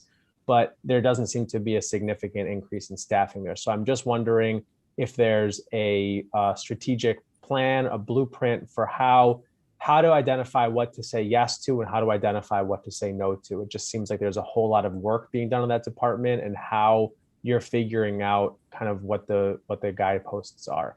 So I know I'd love to have conversations about that, but I know we don't have a whole lot of time. So maybe we can just follow up in writing. All right, thanks. VP Lightfoot, you had something else on this section as well? Yes, thank you, Chairman. Just real quickly, Councilman Pio kind of prompted this question or this suggestion prior to COVID-19. She talked about what are we doing around structural racism and undoing racism, things of that nature. I think one of the things that we committed to doing last year is leading by example, meaning we committed City Council and the Mayor's administration to split the cost of the Mayor, SMT, City Council, Police Accountability, going through the Undoing Racism training. And we know education is where this all begins. And leading by example. So I would like to see and offer consideration, don't have to get an answer or have a discussion about it now, but us continuing that commitment, now that we're relaxing, CDC requirements are being relaxed and we're looking to get back in person soon, that we would have that same commitment to have us as leaders go through that undoing racism training. Thank you. Thank you. I look forward to that. Let's move on to section 314 to 317, which is questions for the Office of Management and Budget. Are there any questions for OMB? Chairperson Evans, before you move on, I just wanted to answer Councilmember Gruber's question about the move of data analytics to IT. Oh, that'd be great. Go ahead. It was just better alignment. Kate working and looking at all of the things that we needed to do as it pertains to data and getting information realigned across city departments and getting off of the mainframe and other things. It just made more sense for the Office of Data Analytics to be more embedded in the IT department. And so they came up with a plan and a procedure in order to do that. And so that was the best move that we thought that was the best move. And it seems to be working out well for both departments. And the results are definitely paying off for all of us. As it pertains to OCWB, we did put in for a new hire, another hire for Dr. Lomax Campbell and his team, because they are doing an exceptional job and they do have a lot of work that they're working on. So we wanted to make sure we do that. And I'll have Doreen answer your question in writing. Unless she has 2 seconds to answer. And I think it'd be longer than 2 seconds to answer that question. Doreen, did you just want to touch on that maybe briefly and then maybe give something, a longer explanation about the KPIs and related to the 2034 plan? Yeah, so real quick, the mayor has put out a directive that we need to align our KPIs across City Hall, across city government, with the comprehensive plan. So planning essentially is put ourselves out there to help with that when people need it. We are actively, putting ourselves out there. So, animal services we helped with this year, Department of Recreation and Human Services we helped this year. And so we'll just continue putting ourselves in a position to assist our colleagues in aligning with the comprehensive plan, because obviously, we wrote it, we know it really well, and we can see how people can, work with the strategies and the goals to do the alignment. So that's basically where we're at. I just reached out to the fire department not too long ago to let them know, if you need us to help you out, we can do that. So, that's what we'll just continue to do. So in other words, by this time next year, every department will have KPIs that that's match. the goal. Yeah, that's the goal. Yes. Thank you. Thank you. Great. 314 to 317, OMB, Office of Management and Budget. Anything? Just one quick question for Director Wagner. Councilmember Gruber, go ahead. The ARP funds, huge amount of money coming in, probably an outsized amount of work for OMB. Are you comfortable with the staff support that you have to be able to do some of that work, Director Wagner? Well, I've got a great staff, so I'm comfortable with my staff. It is a lot of work. Some of the guidance is still yet to be finalized. So we've been going through that. One of the concerns I do have is around the reporting requirements that are not fully known yet. I know from talking to other folks and certainly around the some of the funding that came earlier in the year with the county, there were some challenges on reporting. So depending upon how the reporting guidelines finalize, we may look to even hire some external support to help with that. But yeah, so it remains to be seen. But like I said, I've got a great team, and I think we'll be up to the challenge. Thanks. Thank you. Anything else on OMB? Okay, moving on to Human Resources 318 to 323. Ms. Demps, I saw something that caught my eye under 2021-22 under the KPIs that I thought that you could speak to. Because especially with all that we're going through in our country right now, I thought that it was Great to see this. A focused wellness program initiatives on mental health and stress management, including the communication of expanded resources available to employees. Stress and depression impact each of the 5 areas of overall well-being: mental, emotional, financial, social, spiritual, purpose. Enhances the city's transparency, efficiency, and accountability. Can you talk about that? I think that's a part that's often missed in the private sector as well as the public sector, that employee experience around health and wellness. I will start the conversation and then I will turn it over. This last 14 months, we worked quite diligently with our employees through E&I, which is our counseling area that we provide to employees, but we also did it through MVP, our wellness initiative, and we are going to continue to do that work.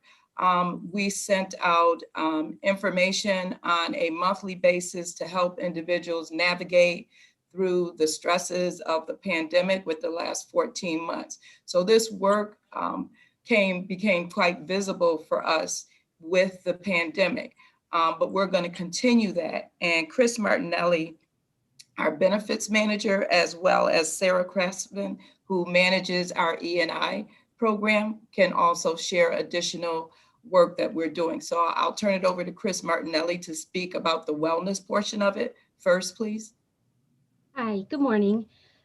We've been able to partner with E&I, our Employee Assistance Program, and also we've tapped into the Mental Health Association of New York to offer programs to employees regarding some of the stresses that are out there, how to manage it. We also offered a sleep seminar for our trick workers who also experience additional stress, having that off cycle sleep circuit. So we are just continuing to seek out additional services that we can offer. We do get input from our employees, and we're happy to take any input for any resources that we can find. Great, thanks. Sarah, do you want to share any additional services that were available through E&I? Yeah, so we have been sending out regular communications, promoting the EAP services that are available through E&I, and we have found that our utilization numbers, we've seen an increase in that, particularly first quarter of this year compared with first quarter of last year. So that seems to have been working well. Great. Councilmember Peel, you had a question around sections 318 to 323 HR? Yes, sir. Just a quick question here. What are we doing to recruit those ethnicities and races that are underrepresented? Are we targeting specific races to help increase those percentages, or what's the game plan here? Yes, what we do is, as we work with departments, and they define what their needs are around increasing where there's underutilization. We work to develop recruitment initiatives where we target maybe going into Hispanic communities, as well as going into communities where those represented pools may be. So there are recruitment initiatives that are put together. Tom Miller works with fire, works with police to put together programs, as well as working with communication to say, put together targeted initiatives around recruitment, and then how those recruitments will be rolled out. Tom, do you want to expand on some of those recruitments that you have done as well? Yeah, so specifically for police, fire, and 911, we have worked with the Communications Bureau as well as the city's media buyer in order to be able to target those particular opportunities to the underserved groups within those units. The last year, it's specifically for recruitment, been very challenging. Annually, The HR staffing unit attends upwards of 25, 30 job fairs, career fairs throughout the city, as well as the greater county area. Obviously, within the last year, those were all put on hold. We are excited to see a number of those job fairs reopening now. So I guess we're confident that as we move through the summer and even into the fall months, as those career fairs opportunities pop up again, we can have a presence there from the city to be able to target certain groups for the opportunities that exist at the city. And I'll also add, and I know that people, and I want to thank City Council for giving kudos to Tracy Miller in the Office of Constituent Services, but one of the lead efforts from the Office of Constituent Services and under Tracy Miller's leadership has been our relationship with the faith community. And we have consistently, and this last year has been a little bit challenging as far as recruiting at churches, but we've gotten a significant amount of candidates for both the police, fire, and 911 through our relationships with the churches. And thankful for our faith community and their partnership, because now we see the fruits of that labor for many years paying off, with people actually being promoted through the ranks and all of that. And, especially with our police and our fire, number of people have been hired through those efforts of recruitment, specifically at churches of color, both Hispanic and African. I would just share too that we also work with handshakes to put out notices through colleges, as well as work with the HBCUs in the community. Okay, that's a follow-up question to that. Can we have a list of the churches that have hosted these job fairs? Absolutely. The last year we were not able to, all the churches were shut down, but we can give the list to you from the prior years where we recruited from. I appreciate that very much. And do we have any plans to do any job fairs at La Marqueta? Actually, under the leadership and in partnership with Councilmember Melendez and of course the Office of Community Wealth Building, Ramonda Gibson Stevenson, there are going to be 4 different sessions in each quadrant. I believe that those have been scheduled where it's not just going to be the city, but also many different community partners. So I won't take his thunder. I'll leave it up to him to talk about his idea. And I think it's one that, of course, the administration supports. And Ramonda has been working really hard from our perspective to work with Councilmember Melendez to bring this to fruition. So I'll turn it over to you, Councilmember, if you want to talk about that. Sure, thank you, Mayor. So, we are working on trying to bring job opportunities closer to home. We're looking at doing 1 per quadrant this year. We aren't looking at La Marqueta site right now, but we're trying to go to some of the neighborhoods that maybe have had a lack of opportunities come to them. So we're looking at Central Park, Genesee Street, Beechwood, and we're still identifying a location in the Northwest, and I'd love your help with that, Councilmember Pio. But yeah, that's the concept. It's kind of a block party / job fair. We're trying to do it during the summer months to get some positive momentum as we come out of the pandemic. That's amazing to hear. I would love to work with you on that. Summer months are pretty amazing over here. Okay, anything else on human resources before we move on to communications? Yep, just one for the record, Councilmember Evans. Yep. Just Go ahead. For a written response. Actually, it'll be 2 quickly. One, I see, I'd like just an update on where we are with all the different bargaining contracts and negotiations. I know that there's a lot of different things up in the air, but just would love written report on kind of where we are with each unit. And the second thing is, I see that there's staff, an assistant to Dr. Archie. And this brought up a question for me. I'm assuming there's probably a lot of staff and leadership within the administration who have very valid needs for administrative support and assistant, and probably not everybody is able to get that. And I'm just wondering if there's a particular policy in place as to how decisions are made of who's able to get an assistant and who is not. I don't know, Tassie, that's something you want to answer now or just put in writing, but either way is fine by me. It's really based on the asking for it and the amount of work and what's driving that.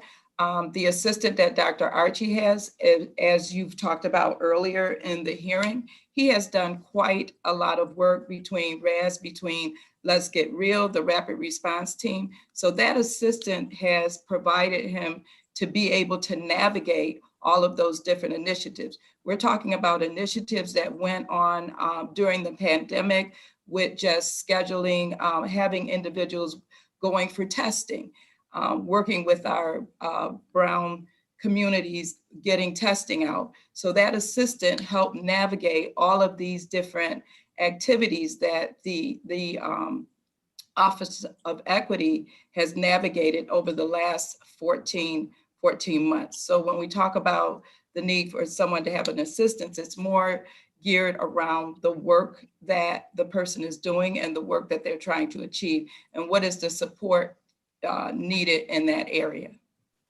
Thank you, appreciate it. Okay, anything else on human resources? Okay, I want to move on to, because we're getting short on time here, I want to move on to communications next.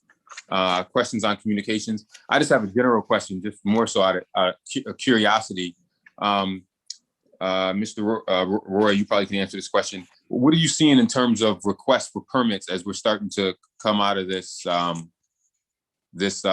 pandemic? Are you starting to see a ramp up of maybe fall activity? I know a lot of stuff over the summer has been canceled, but what's the buzz you're getting around special event permits? Thank you, Councilman. And then I have Kara Osipovich on the line as well, who's our manager of special events. So I'll ask her to weigh in after I kind of share in general sense. It's actually been great. We've got a number of special events permits we've issued for summer events, obviously COVID compliant, but seen a lot of interest from the community. And then also as it relates to both MLK Park and Parcel 5, a number of requests as well. And I think there'll be some announcements in short order about events at those two locations, but it's actually been quite robust, not just for the fall, but for the summer. And Kara, I don't know if you want to add to that. Hey everyone, I concur with Justin. We are getting more and more requests for permits by the day.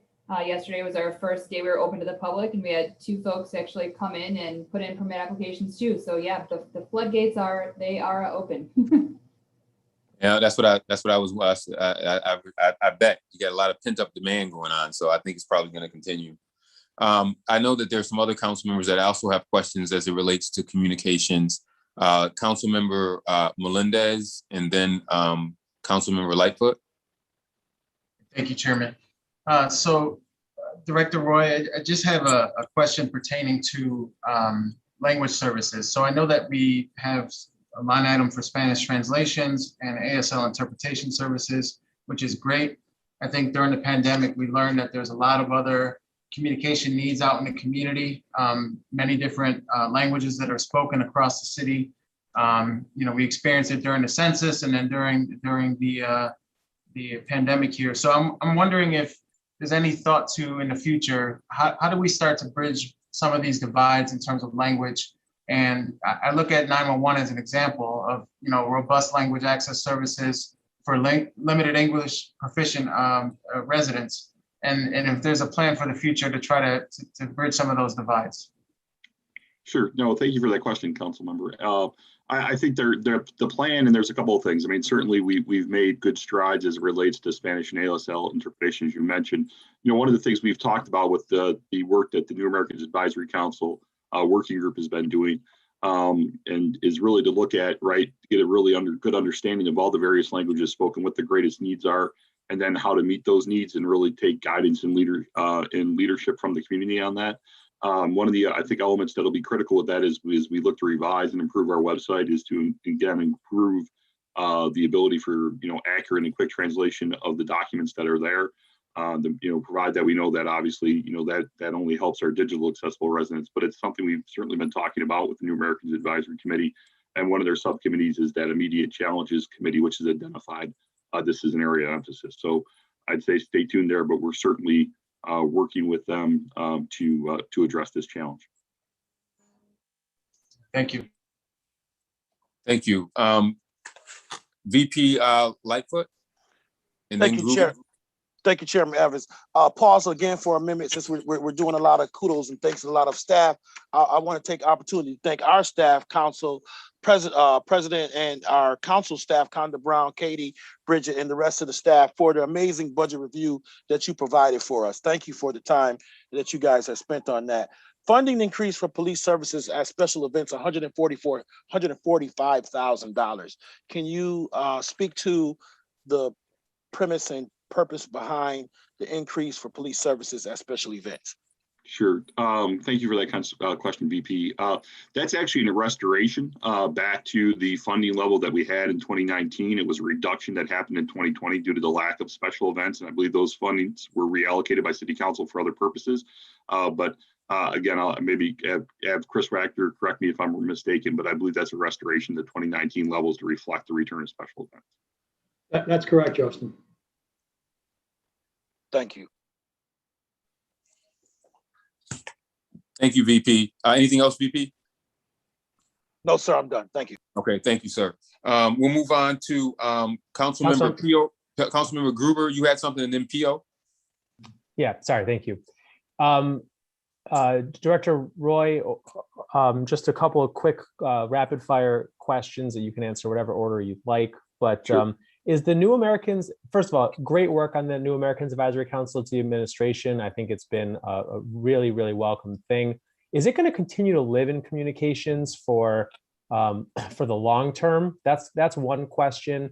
A second question is related to what Councilmember Melendez had talked about with language. I'm particularly interested in ASL and in, I think the county recently passed something that had more ASL interpreting services for public hearings. I know we do some, but I'm wondering if there's an opportunity to actually have it be more comprehensive. And the final question was related to the advertisement pilot, which I know that we've been talking about on and off for a couple of years. Of course, last year was going to be impossible to do, but just doesn't seem like there's many plans for it based on the KPIs and the revenue generated. So those are three questions. If you have time to answer them now, that'd be great. If you want to put them into writing, that's fine too. I'll address the New Americans one now and then get back to you on the other two, if that's fine, Councilman. So with New Americans, I believe Frank Capolassi, the mayor has appointed him as a special advisor to New Americans for those issues. I certainly have a personal interest as a first-generation American in the council. I believe the council's goal is actually to come to you with legislation, to the City Council for legislation, the kind of formally created structure, and that's certainly something we could address during that process. Do you have a timeline for that, like roughly? I believe the legislation is hopefully going to come to you for a July adoption or at latest an August adoption. Yeah, that's wonderful. Thank you. And yeah, I'd be thrilled to have updates of those other two things in writing. Appreciate it. Glad to. Thank you. Thank you. Councilmember Pio and then Harris. Cancel my question. Okay. Councilmember Harris. Hello. Thank you. Thank you. I just got a question, and I see here you have a strategic goal and objective to address bias and cultural competency with the local media. And could you speak to a little bit more about that? Sure, I'll be glad to. A lot of that, is really the conversations that our office has on a daily basis with reporters, news directors, and producers to kind of really share perspectives. Sometimes it's as simple as the use of a photo where, we would think another photo would be more appropriate or culturally competent in terms of its use. Sometimes in coverage, it's, making sure that, hey, they get diverse perspectives, not necessarily just from City Hall, but from the community, and pointing them to members of the community who would be relevant on given topics. And I think a lot of that work is best done in those regular conversations. One of the things that I certainly would like to do in the year going forward is really kind of pull together, I think like we did initially, way back in 2019 when I first started, along with the real committee, is pull some of our media in and have that broader community conversation and bring folks in from the community to really have that back and forth. I think that was valuable back in 2019, and I think it's something I'd certainly like to do on a regular basis going forward. Thank you, thank you. And just to follow up with Melendez and echoing the remarks of Councilmember Melendez and Councilmember Gruber about ASL interpretation services, definitely would like to see more comprehensive plan for that. And then just a suggestion, even just simple changes as to adding caption to all of our Zoom, public Zoom calls would be another way to address that.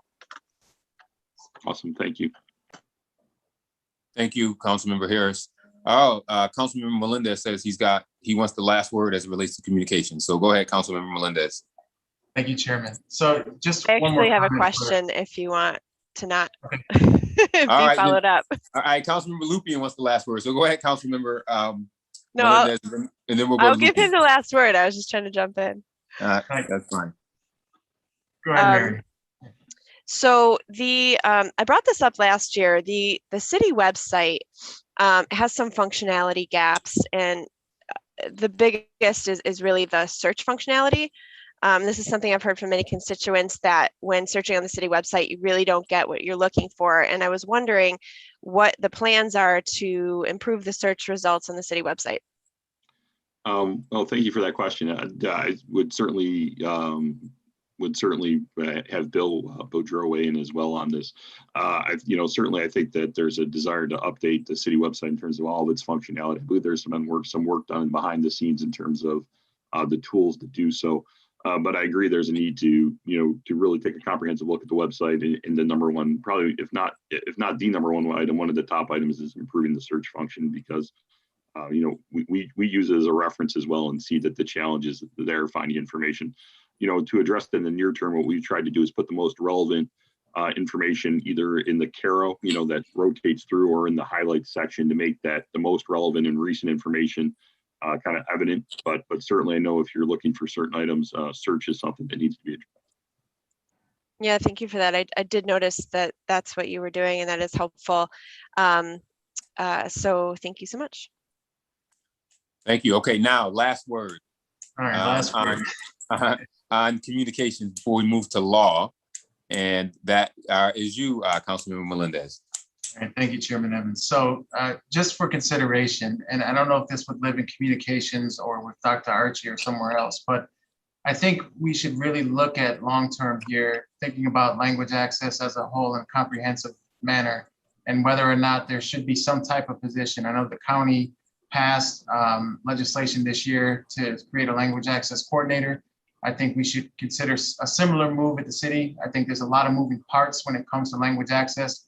It goes beyond just whether or not you interpreted something. There's a whole slew of different things that need to be taken care of, and to comply with federal guidelines as well. So I just offer that for consideration, and hope I can work with you on that.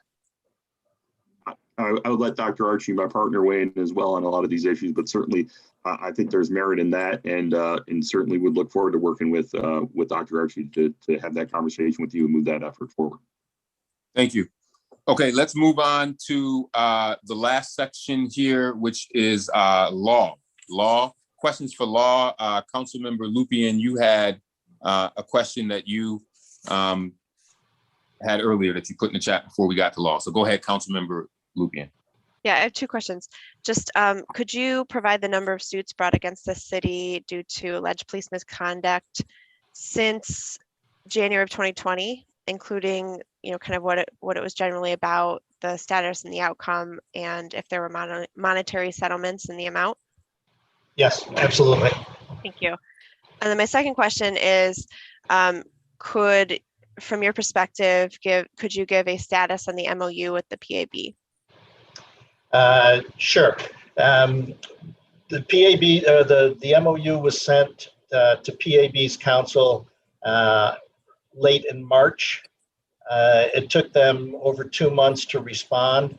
They gave us comments. We turned around their comments, and we have a drafting session tomorrow. We have a pending issue, which may be a large issue respecting confidentiality.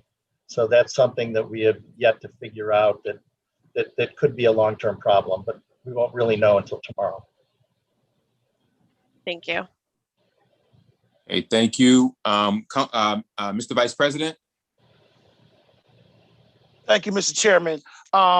to the administration, the increase for professional services, maintenance to support video redaction and software for FOIL, 152,800. And I just want to understand how this helps, improves, because we know when we have body worn camera situations, redaction issues and FOILs seems to be a concern of a lot of our citizens.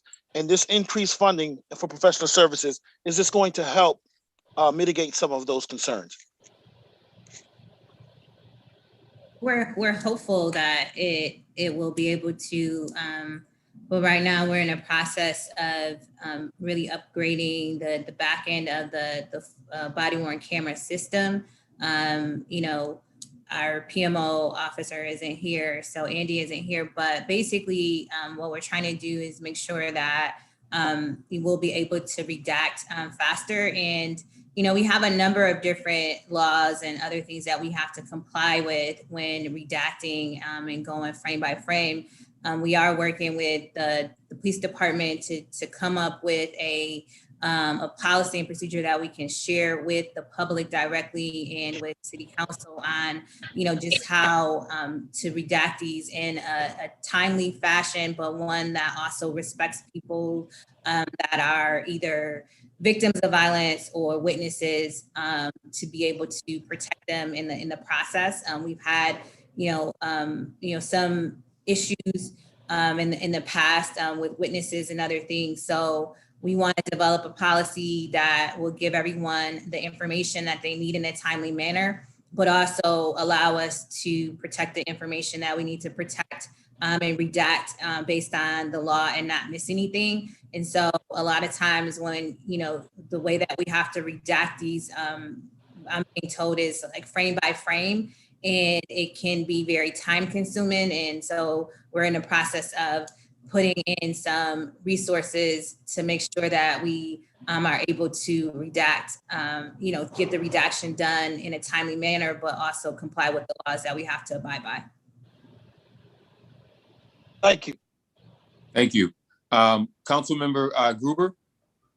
Thanks. Just a couple of hopefully brief questions. When it comes to all this work around FOIL, will there be a KPI around, can there be the inclusion of a KPI around proposed timing related to FOIL, just so there's some benchmarks so we can all be working towards, or maybe there is one and I didn't see it? So sure. There's a FOIL law that we have to comply with. Go ahead, Tim. I was going to say, I thought that there was too, but we'll double check to make sure that there is. The FOIL statute has statutory periods within which we must respond. So I can map those out and tell you the FOIL responses that were made in a timely manner, what ones were denied, what ones were appealed. We have all those statistics. That'd be great. And I think having a KPI just so that we can benchmark it would be great, especially if it's already embedded into state law. Just another quick question. So there's the addition of several staff. The paralegals I understand are particularly related to FOIL. That makes a lot of sense, but there's some additional attorneys being added as well.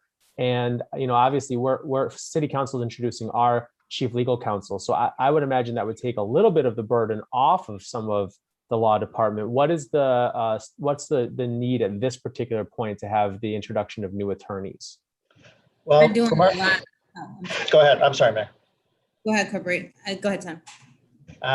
From our standpoint, we're replenishing positions that have been eliminated in the past. So it really gets us even to where we were approximately 3 years ago. And to be honest, we're overwhelmed now with the number of lawsuits, the number of administrative actions. We have everybody is very, very busy. All the departments are busy, and we just we truly need the extra help. We've lost 2 attorneys in the past year, and from a staffing perspective, we're getting to the point where folks are just flat out overwhelmed with the workload. We have a lot of projects that are going on. Additionally, when you look at the workload that we're doing with all the Rock the Riverway stuff, a lot of the housing projects, a lot of the resources that we're getting from the federal government, a lot of the work that we're doing in neighborhood and business development, all of those have to go through the law department, closings and other things like that. And so, MBD could have their 2 attorneys all to themselves. And, right now you're talking about, a law department that is truly overextended with the number of things that they have on their plate.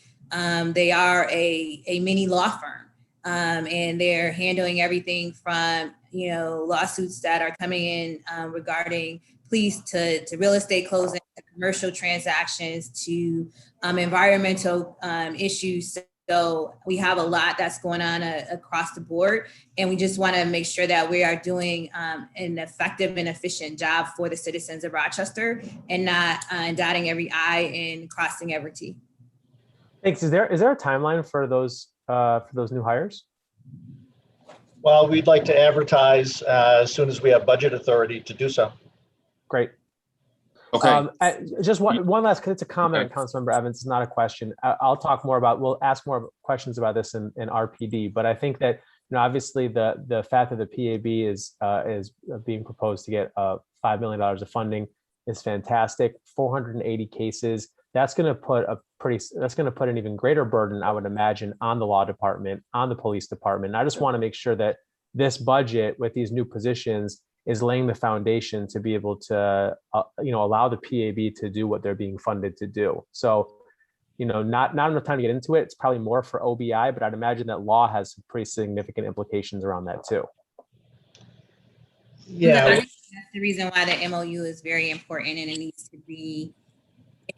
to be signed, and everybody needs to get on the same page as to what expectations are.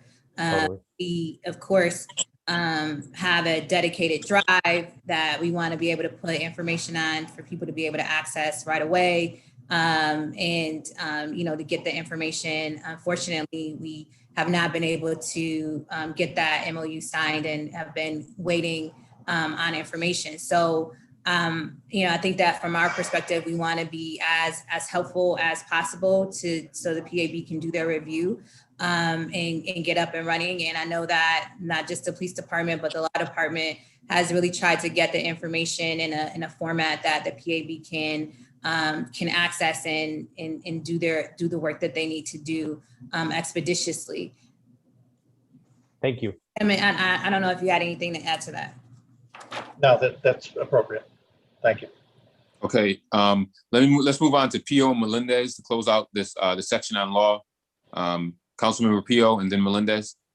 Thank you. Quick question. I keep hearing that the complaint that majority of Hispanics that working for our city are answering phones or cleaning offices. So can you tell me how many attorneys we have that are Hispanic?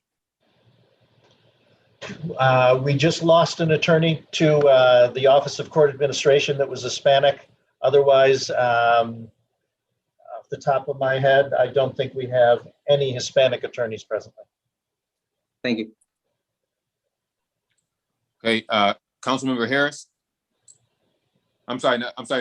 Is it Harris or Melendez that had a question about law? I have a question. Yes, okay, Melendez. Sure. Yeah, go ahead.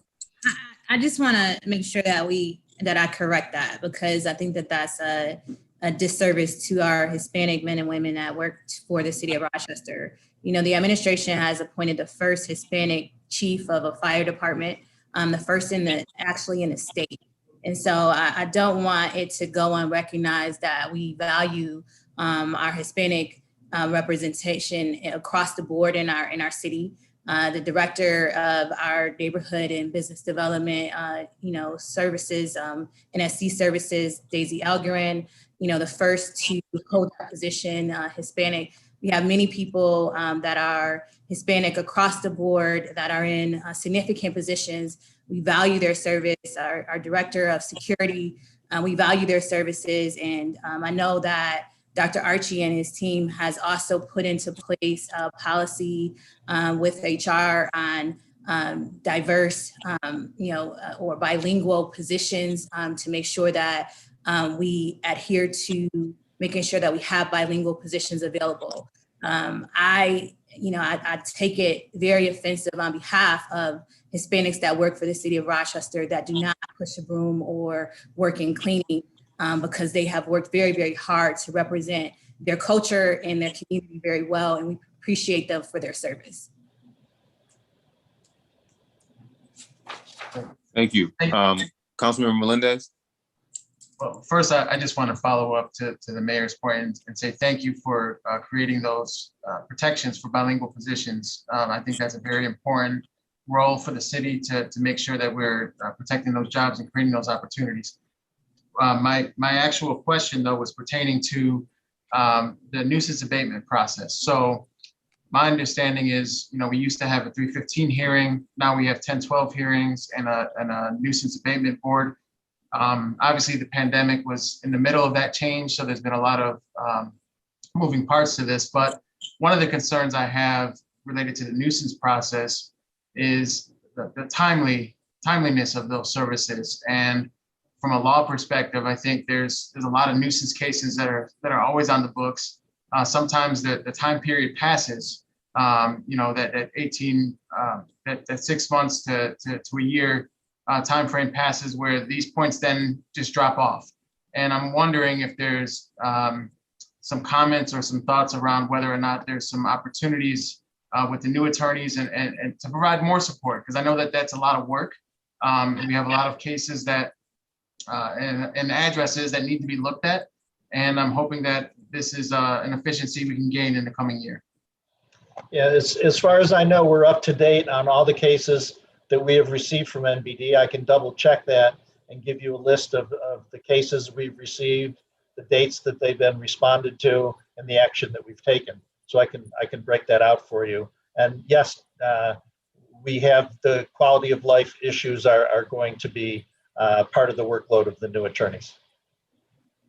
Thank you. I would appreciate seeing that. That would be very helpful to me. I'll break that out for you.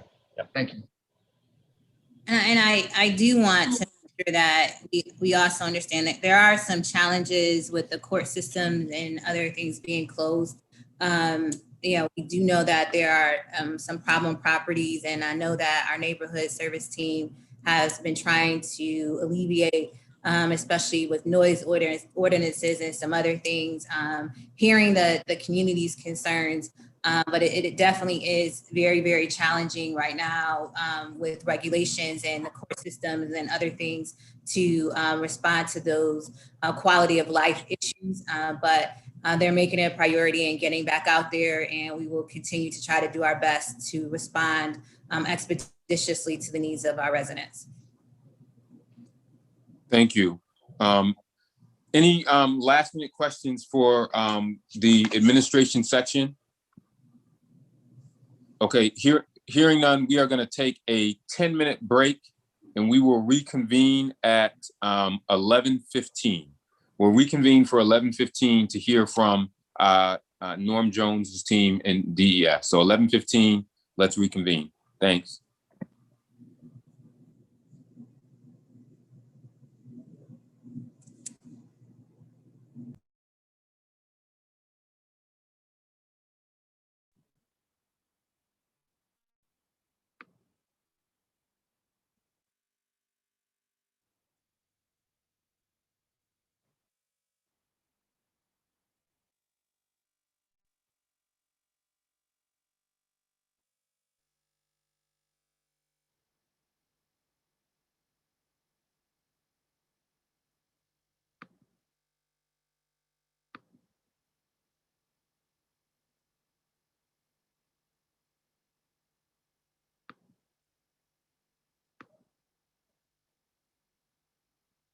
Can you hear me?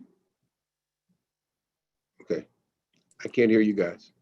Yeah, Norm, they took a break. They're going to reconvene at 11:15. So if you guys want to get back on at 11:15 or just turn your cameras off for a little while, that's fine. Okay, thank you. 11:15. All right, I thought I was having technical difficulties. No, you're fine. All right.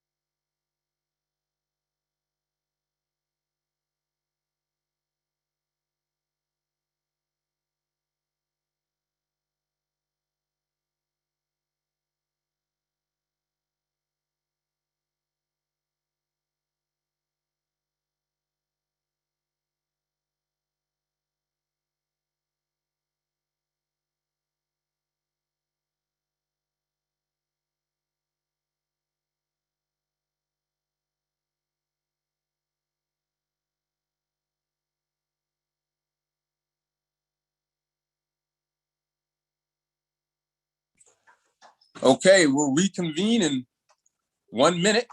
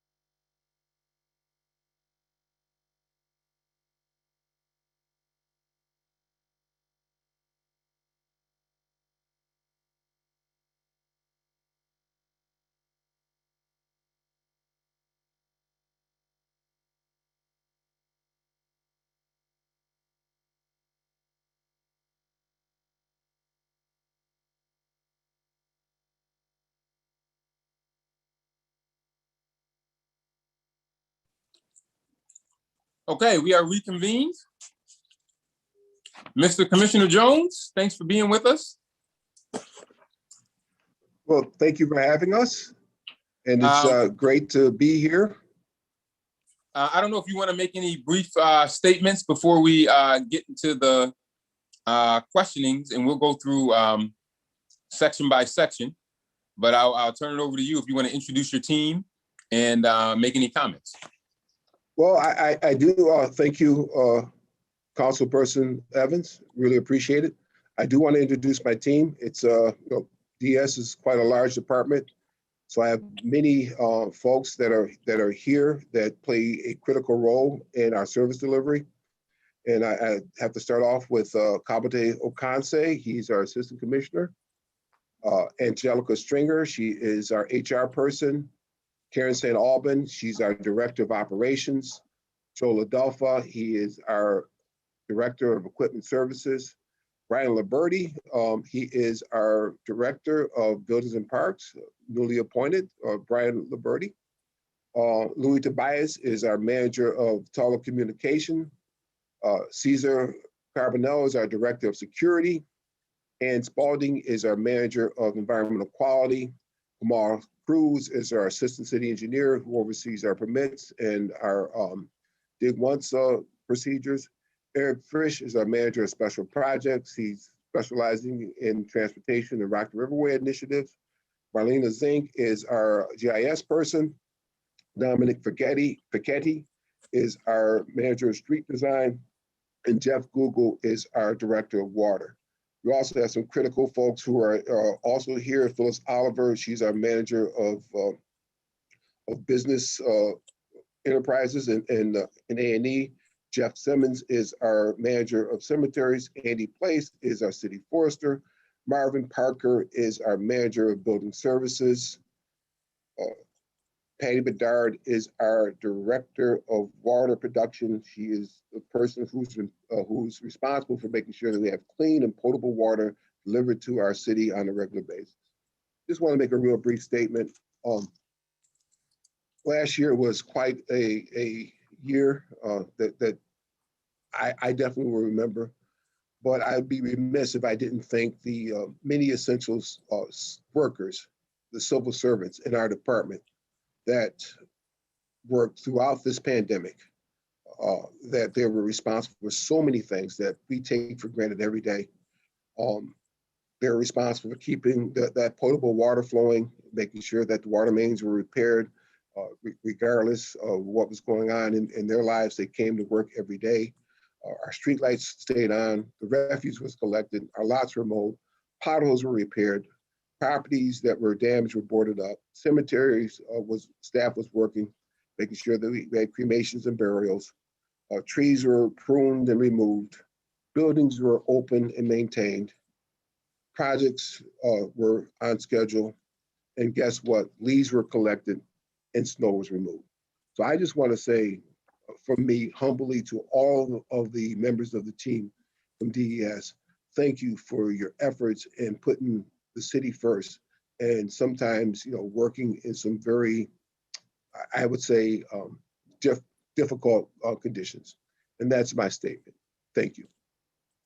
Thank you, Commissioner Jones, and I also echo those statements of the hardworking men and women in DES and all that they have done for the city, particularly during the pandemic last year.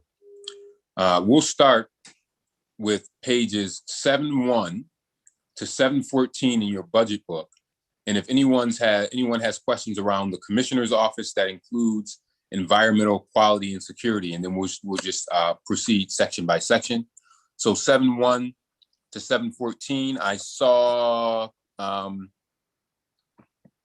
Vice President Lightfoot, you had a question? Thank you, Mr. Chairman. And again, I echo the sentiments of Chairman Evans, and I'm sure the rest of council, Commissioner Jones, you and your team do a phenomenal job year after year providing all of these services for our community. And thank you to our essential workers as well, who continue to work under those conditions. My question is more specific, and Mr. Chairman, you can, if it's in the wrong area, I have no problem with backing down and catching it later.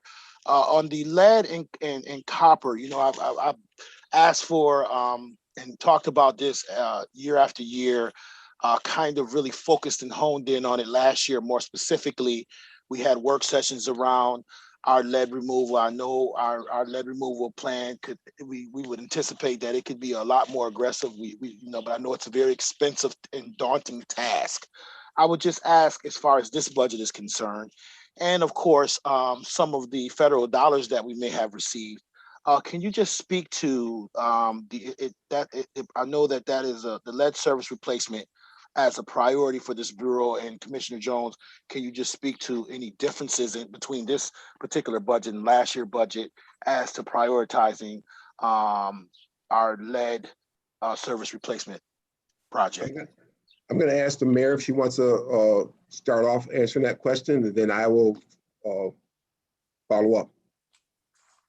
So, of course, the lead replacement policy is, a priority. Actually, the commissioner and I had an opportunity to go to Aurora Street this a couple weeks ago to see our DES crews, our internal DES crews, putting in new lead service lines. And it is absolutely amazing to see, because I did not know that little pipe carried all the water to a home. So if you get a chance to go out and see one of these replacements, it is absolutely amazing to see the connectivity and to see our crews, our internal crews, actually replacing these pipelines and them doing it in a short period of time, within a week, replacing 20 service lines to an entire street was definitely something that I was impressed by, and thankful that we have such a extraordinary crew of people that are working for the city and doing these lead replacements. As it pertains to, our effort, we do, and we have put forth to the public in our surveys information for them to respond to if these, the lead pipe ARP funds could be utilized or would be utilized to start that replacement. Additionally, we are hopeful that the transportation and infrastructure dollars that the president and the Congress are actually reviewing right now would also give us additional dollars to do a complete overhaul of those systems. And so we're working diligently to get those replaced as soon as possible. Of course, working with our residents as well to make sure that they have the information and providing them with the resources and the support that they need, as we proceed to do these lead pipe replacements on our side. But it is very costly and to do the entire city of Rochester, but we're hopeful that with these funds that we're getting from the federal government, we can actually replace, if not all, many of the ones that we have left. Commissioner? Yes, as Council Vice President Lightfoot, as a strategy, when we go into a street, when we do chip seal, or resurface or reconstruction, we coordinate lead service replacements as part of the process.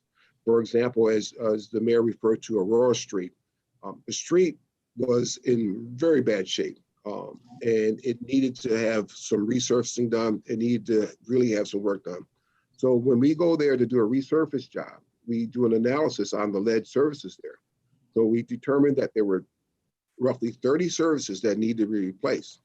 So I challenged the water department. I said, you know what, we'll contract this out and we'll have the contractor come in and do it for us, and they'll do it quicker than we can. And the director, Jeff Google, says, no, no, no, no. Our guys want to do it. We can do it, and we'll do it faster and more economical than the actual contractor. So, okay, let's see. I said, you guys have 10 days to do it. And basically they turned it around in 9 days, and they did a very good job. So as we talk about what are we doing? We're putting together a holistic, comprehensive approach to deal with these issues. When we go into the street, when we make an excavation, a penetration into the street, we're taking care of everything underground so we don't have to go into that street again. So that's what's changed. We're making sure that we're taking a comprehensive, holistic approach on dealing with lead services. Commissioner, thank you, Madam Mayor and Commissioner, for that. Just a follow-up to that. The strategy, I understand, is when you go in to do work on the street, is when you look at potentially aligning and doing the replacement services. And I understand we went through a whole work session about the nipple and the difference between all of the different orifices and things that work with this work.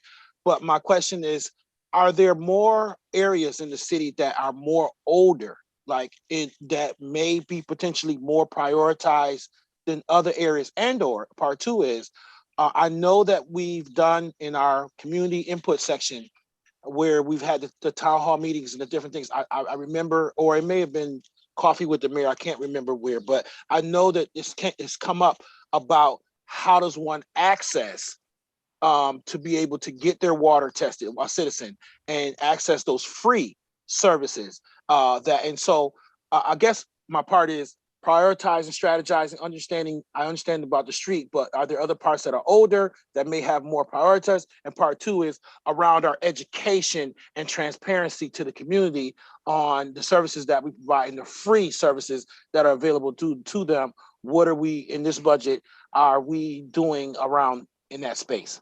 What was, as always, Council Vice President Lightfoot, we set out a water quality report every year. It's online, and sometimes in the past we put in the mailer to our as part of your water bill, and that's available. And to answer your question, we have increased the actual amount of capital dollars to deal with lead service replacements. And if you need information on how to get water tested, you need to go right to our website, cityofrochester.gov, and look under water, and you'll find that information there. Okay, thank you. And I'm not trying to belabor, but for the digital divide and the individuals who don't have internet, what, are there pamphlets? Are there rec centers? And yes, we can provide that. We'll make sure that that's available.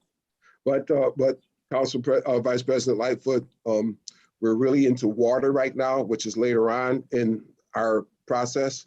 So I want to keep if we can keep it on the commissioner's office, that's probably a little bit further down into our budget. Very well, thank you. Okay. Yeah. Anything else on Commissioner's Office 71714? Yes. Yes. Yep. Go ahead. I have Harris, Gruber, and Scott on those. Go ahead, Councilman. I'm happy to defer to President Scott to start. Okay, President Scott. Thank you. I want to add to the comments made early on about DES. When the pandemic started, none of us knew how it was spread or any of that. And I was always taken by the fact that the operations workers and special services, they didn't work remote. They went to work every day handling stuff. They didn't know whether it was contagious or anything, and they continued to work. I really want to give you all full kudos for the work that you did during the pandemic. So I felt the need to say that. Commissioner, on 712 of the budget, the environmental investigations completed. there's a significant difference in the number that you estimated for 2021 and what you're budgeting for 21-22. What happened to cause that huge increase? What was that about? Okay, I'm gonna ask Ian Spalding from a DEQ to respond to that one. Sure, I'd be happy to. Thank you, Council President Scott.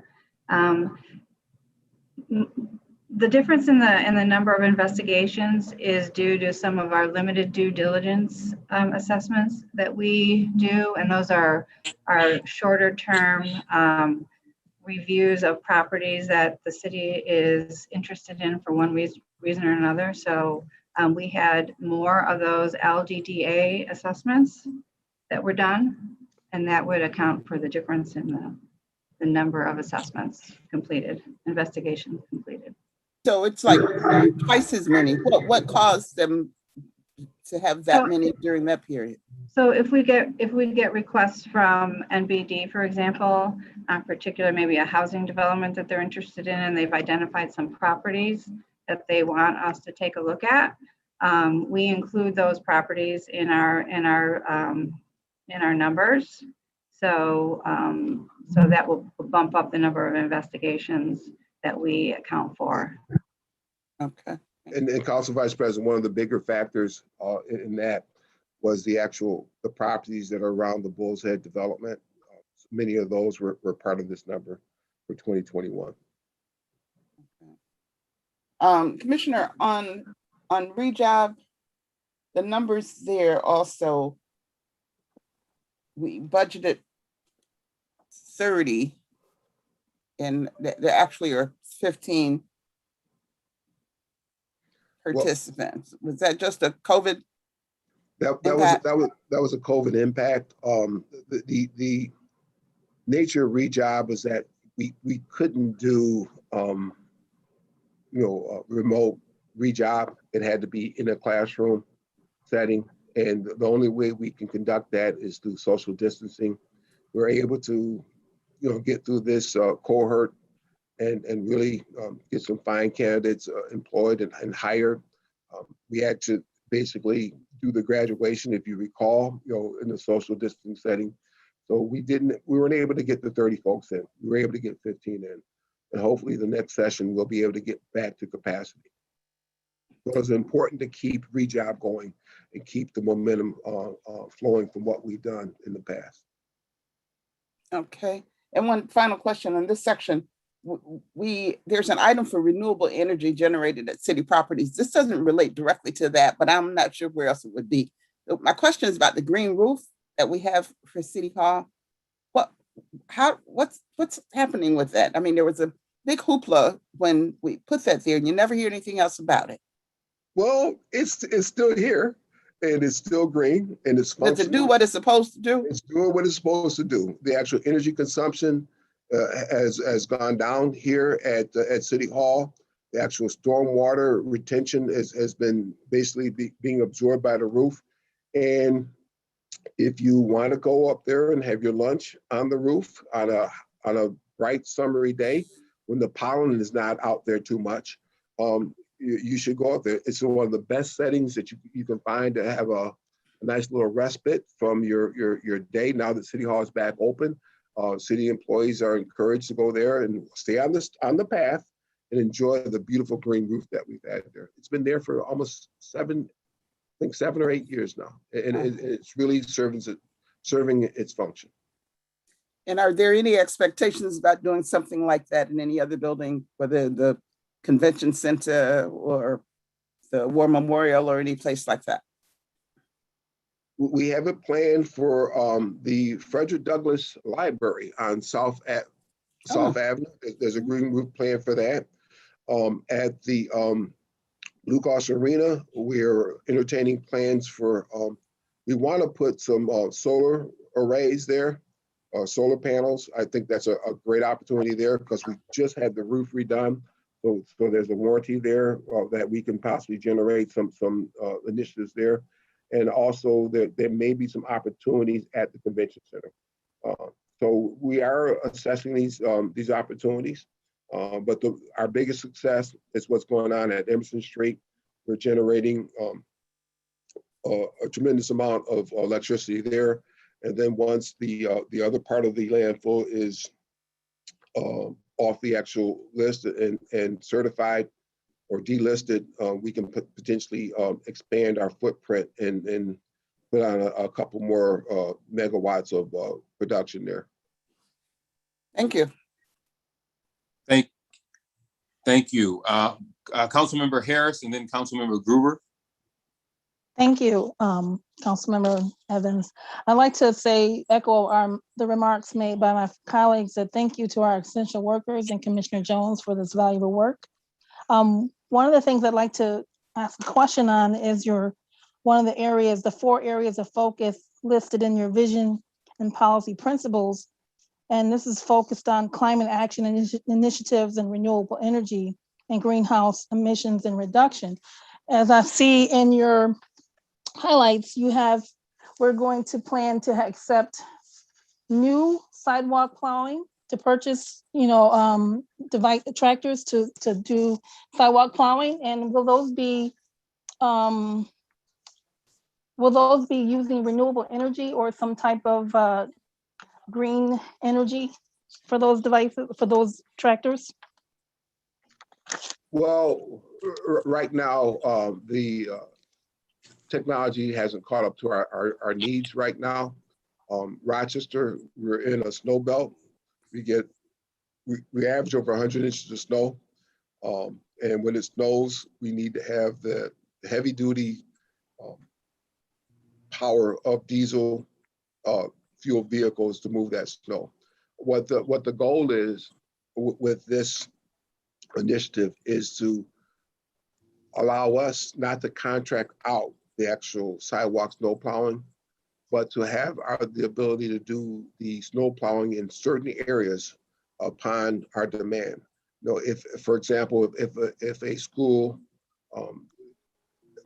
wants to put together a safe walking zone to and from, and they ask for a heightened level of sidewalk snow plowing, we'll have the ability to do that.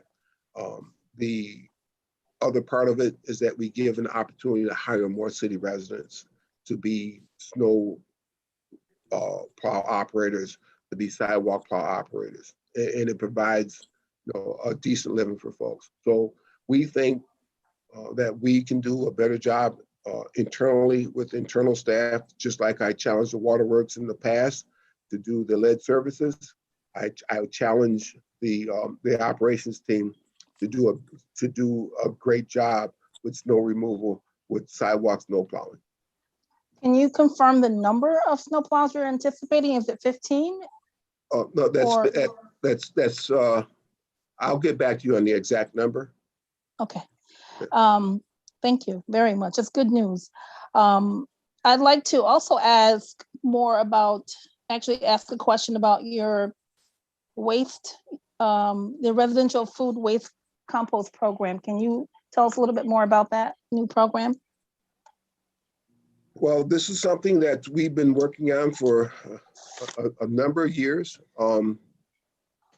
Just going back and, I'm long in the tooth, so I can go back and do some history. And Chris Wagner remembers this too, because we worked together on this in the 90s. Sorry for dating you, Chris. But we started our first composting program in 1988. That was with loose leaves. We've always took the next step in managing our solid waste, always taking the next step. We started off with a single stream recycling program in 2015, went citywide, very successful. So we were basically maximizing what we can pull out of the waste stream from paper, cans, glass, and things of that nature. The next step is food waste, and that's the organics. And we started off with,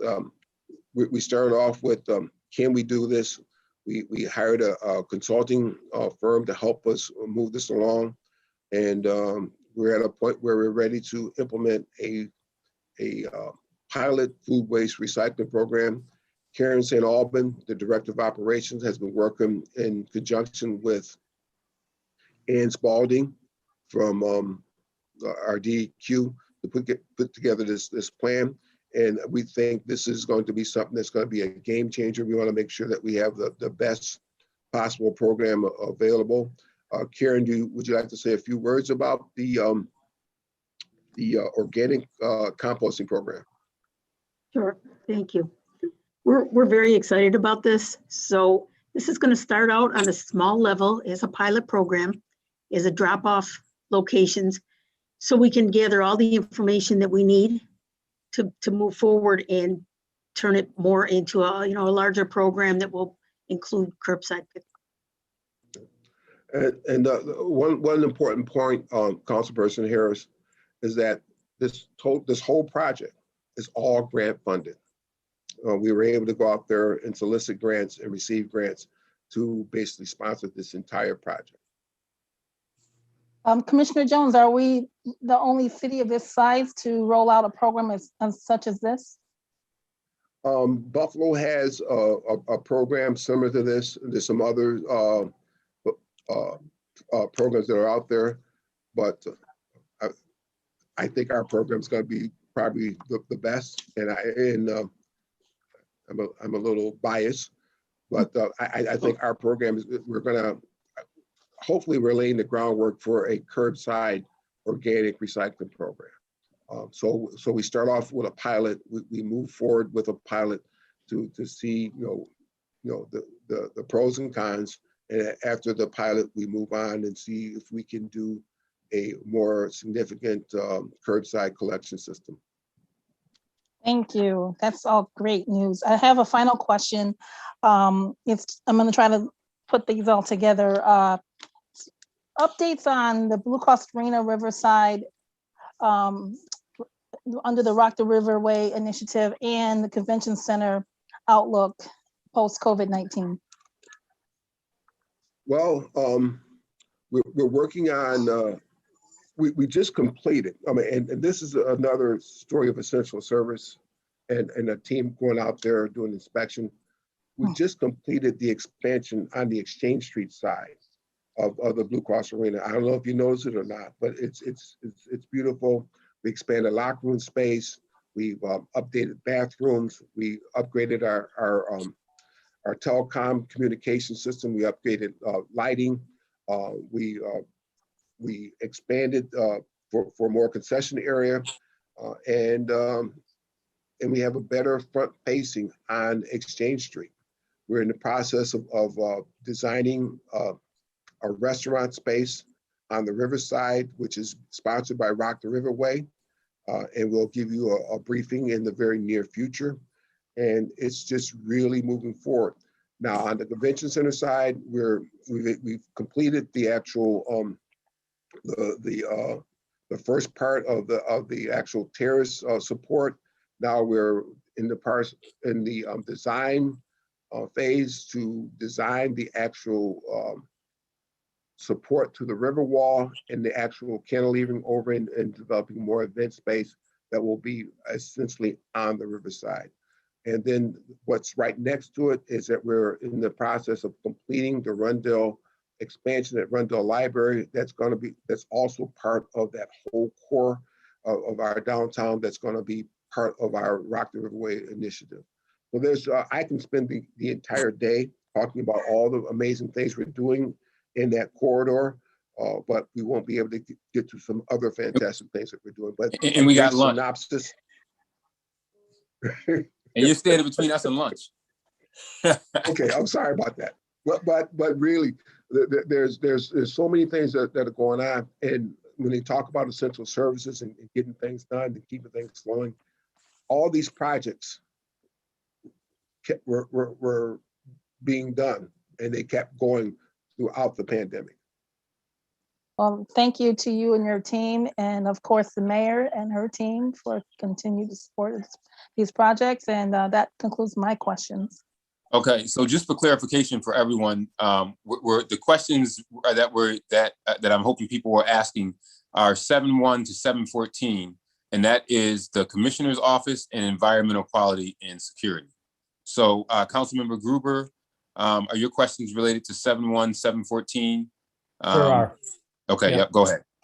So I actually, first, let me just say it's been a real pleasure to work with the Department of Environmental Services over the last couple of years. I agree with everything Commissioner Jones said and President Scott. My only disappointment, Commissioner Jones, is you had actually promised to take the inaugural ride on the skate park down one of those steep hills. I have it on record. I would be happy to pull it back up if I need to. So that's my one disappointment. But besides that, I think there's been some just incredible work here. I do have a couple of questions related to security and DEQ. I just have a quick question for security, actually. In the last, back to what Councilmember Melendez brought up in the last section, and Mayor Warren talked about in terms of, quality of life issues. We have a lot of concerns about what's going on in our parks. And obviously, there's only so much our Parks Department can do. There's only so much that RPD can do in terms of being everywhere at once. But, we've been talking for the past year with the Neighborhood Service Center about the number of, motorcycles and things like that running around Cobb's Hill Reservoir late at night. We've been talking about issues at Don Samuel Torres Park during the rival baseball games. I'm wondering, is there an opportunity for the security team to help shore up some of the entrance ways to our parks in an easy to do way? Is that possible, Commissioner Jones? That's something that we can assess and look at. In the past, we've had park patrols, and they're on bicycles, and I think we had some gators. Those are electronic vehicles, and some. I think we may have had a few ATVs, but these motorcycles and these dirt bikes that they have, they're pretty fast, and I have a video of them going through Avenue D Park probably about 5 or 6 years ago, and it wasn't as prevalent as it is now. And we can look at that, and I'll ask the Director of Security for an evaluation to see if there's some things that we can do. And then we looked at some different types of barriers, man-made barriers to stop them. And the thing about these dirt bikes, if we put up speed humps, there's always a little gap between the speed hump or the speed cushions, and they can they'll stop a vehicle from speeding through, but these motorcycles and these dirt bikes, they'll be able just to weave around them. And that's what they've done when we lock the gates at the reservoir at night. I completely understand that we can't control all the bad behavior in this community. That's not possible for us to do. But our security team, I believe, is primarily responsible for securing the city's facilities and assets. And I would just say that our parks are one of our greatest assets. And when you look at something like the Cobb's Hill Reservoir and what we all know is going on there late at night, because we're hearing it and we're seeing it, all that stuff, that our water and our parks are perhaps, that's a combination of two of our biggest assets. And I'd love to figure out if we can use our security team to figure out how to bolster and secure those places so that we can make sure that they're providing the best quality of life for people possible. So I'd appreciate following up with that, Commissioner Jones. When it comes to DEQ, I just want to say that the stuff with the community with the composting, the municipal composting pilot is incredible. It's been amazing to see this grant come to fruition, and we're being asked to vote on actually contracting with Impact Earth this month, which I think is a wonderful selection by the team over there. And I'm thrilled that you're proposing a composting coordinator in the budget. I think that's fantastic. I do just have a question about community solar, though, which is written in here. I see there's monitoring CCA and developing a community solar option. And I'm just wondering if I can get an update on what that means and where we are in the CCA process, which should have a huge impact for residents in our community.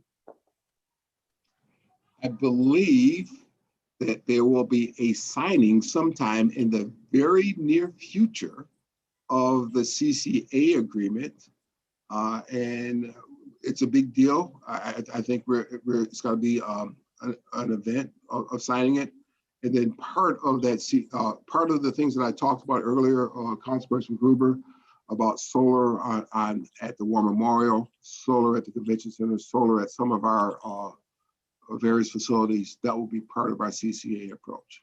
So I don't want to jump too much ahead of it, but those are the things that we're dealing with. And I believe that there's going to be a significant signing within the next week. Okay, that's wonderful. I won't pry any further, but would hope to hear a little bit more about that when it's planned. And I will cede for the further sections, Councilmember Evans. So, sorry for being cryptic, but I don't want to steal. I don't want to take away from the thunder of this significant signing. More to come. Okay, Councilmember Pio and then Councilmember Patterson. Thank you very much.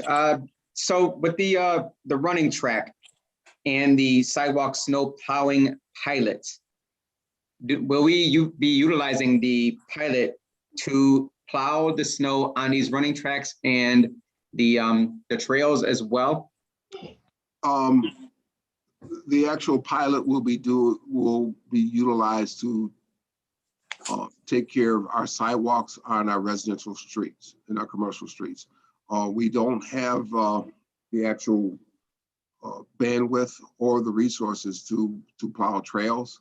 And it's really not the best practice to plow trails. Because once you plow a trail, you plow it, the sun hits it, it becomes a sheet of ice. The best practice for a trail is to allow the trail to be a trail. All right, and do we have plans for the snow plowing pilots to go out twice? Because I know the issue we had this past year where the driveways being plowed and creating big barriers on sidewalks. I know that's a personal issue there, but is there any plan to try and maybe go out twice in a day? That's personal with me also, because I'm not immune to having my sidewalk snowplow guy plow my driveway in after I shoveled it, and I do shovel. So that's something that this pilot is going to give us information on how do we build a better mousetrap? How do we do it better? Can we do it better internally with our internal folks? Do we go out and do it 3 times? Do we go out and do we use the right equipment? I don't know if you ever watch the actual sidewalk plow contractors use their equipment. I don't know if it's the best equipment. I'm not saying anything negative about it. It's worked for us in the past, but I think we always should be in a position where we're trying to do it better. We're trying to always improve what we're doing, and that's what we're trying to see if we can do it better. And if there's other equipment, pieces of equipment that's out there that can do a better job of plowing the sidewalks for us. There's Pagodas, there's Kubotas, there's the actual trackless, there's wheeled types of devices that are out there. I don't want to get too technical on it, but there's things out there that may be able to do a better job for us. And that's what we're trying to determine with this pilot. That's what pilots give us. They give us the opportunity to see if it can work better for us. Thank you. And the last question is, I see on section 7-13, there are $0 going to Port of Rochester Marina from your office. Are we done maintaining that, or what's happening there? No, we're not done maintaining it. It's we had some funds from the previous year's fund balance that we're utilizing there at the marina. Will we have any expenses going to that area from Absolutely. DES? Absolutely. Absolutely. Do we need to have it in the budget? Those funds, this is Suzanne Warren. Those funds were actually added to the Bureau of Buildings and Parks, which now has responsibility for that area. I should have deleted that line. Sorry about that. Thank you so much for that. If you go to page 7-42, you'll see it. I appreciate it. Thank you so much for that explanation. Yep. So, Councilperson Pio, we haven't neglected the port. We will not neglect that investment. Council Manning, thank you. All right. Okay, on this first section, before we move on to the next, Councilmember Patterson, you had a comment? So I'd like to commend you, Commissioner, on the snowplow pilot. I've been complaining about snow plowing in the city for quite some time. The current large adjusted farm tractor equipment that we're contracting for leaves a great deal to be desired when it comes down sidewalks. It doesn't do a very good job with sidewalks. I have noticed over the years that you are deploying more of the smaller specialized equipment that's really good at plowing sidewalks, and it does a wonderful job on our main thoroughfares. And I'm happy to see that you're looking to expand that outreach into the community. It's my hope that at some point in time in the future, we can start thinking about moving that equipment and that contract, not just totally in-house, but also expanding it to the residential streets. We have a ton of folks who rely on public transportation. Everybody doesn't necessarily do a good job of plowing or shoveling their sidewalk in front. And it always leaves me with a great deal of trepidation when I see folks walking in the street in the winter, placing themselves at risk in order to get to a bus stop. So I just want to commend you for the good work that you've done and the additional work that you will be doing in this area. Thank you. Okay, let's move on to 7:15 to 7:20. These are questions related to architecture and engineering. And I believe Councilmember Melendez, you said you have a question on this section? Yes, thanks, Chairman. So I think, well, the question is really related to the Interloop North project. And I know that there's been extensive work already done with the Community Advisory Committee. I know that there's been some public meetings, either some have happened and I think some are still scheduled. I guess I want to understand the scope of what is going to be the deliverable in Q2. Will that be just a study of what potentially could go in there? Because I know that there's going to be a lot of people who are going to have varying opinions about the future development of that site. So from a DAS perspective, what will we be getting in Q2? It's part of our initial civic engagement and concept look at what could go there. The first part of any project is to find out what the stakeholders are what they want, what their opinions are. And there's so many different stakeholders because of the actual area that's encompassed in this one. You know, you have basically 9 different community groups and a few other splinter groups that are out there. So what we're doing, we're gathering information from all the stakeholders. We're looking at all the different concepts that are out there. We have Bergman Associates, they're on board, and they brought in a sub-consulting team that actually helped redesign some of the streets in Washington, D.C. And basically we'll have some concepts that we can take to the next step, which will be the design phase of it, where we'll start designing and putting together some design concepts and themes where we'll bring that back out to the public. But right now, the most important part, what we're doing, Councilperson Melendez, is being able to listen to all of the stakeholders, all of our citizens, and making sure that all their voices are being heard. And I think that's the most important part. Yes, thank you. And just a quick follow-up, you know, as I've traveled around, I've heard a lot of different opinions too about what should be done. And I think this is just such important work, and I commend you for the amount of community engagement that we're going to be doing here.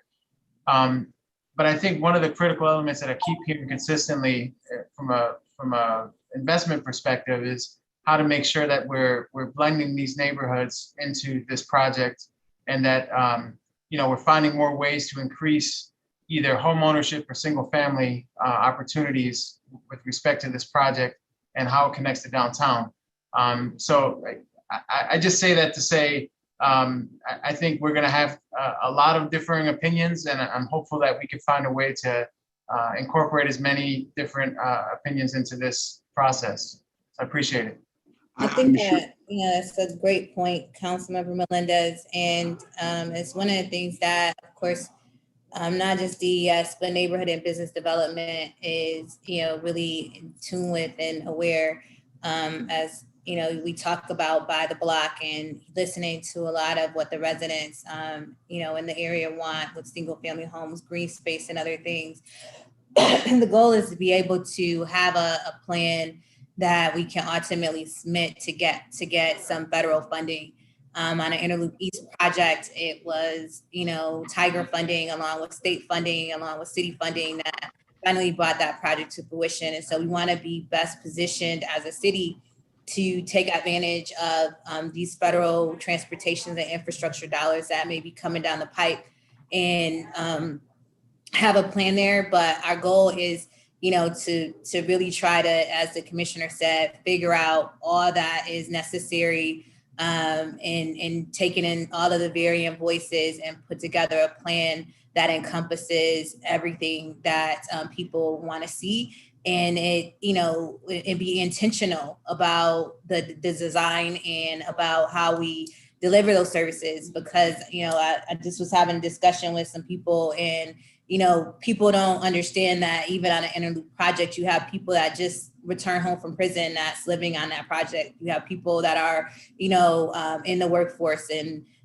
workforce housing, affordable housing, as well as, high quality market rate apartments and also townhomes. So, it all looks the same. And so people assume that it's only one set of people that live there, but it is as diverse in income as you could possibly get. And it was very intentional on how that was designed. And we're hopeful that as we move forward, we'll be just as intentional about the Interloop North project as well.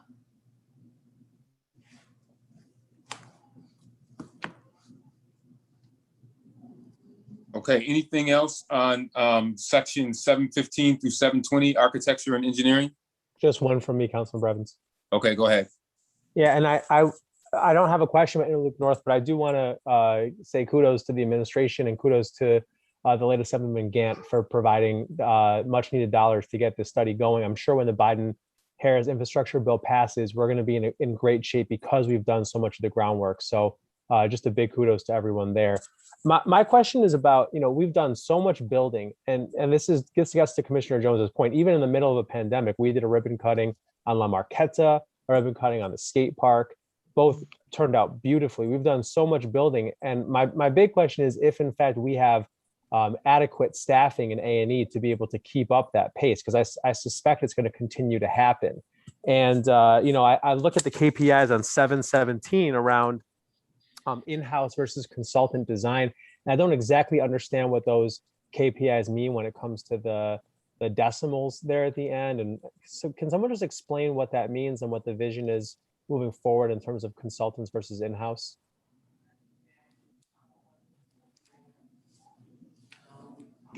Most of the design work is done by consulting engineers.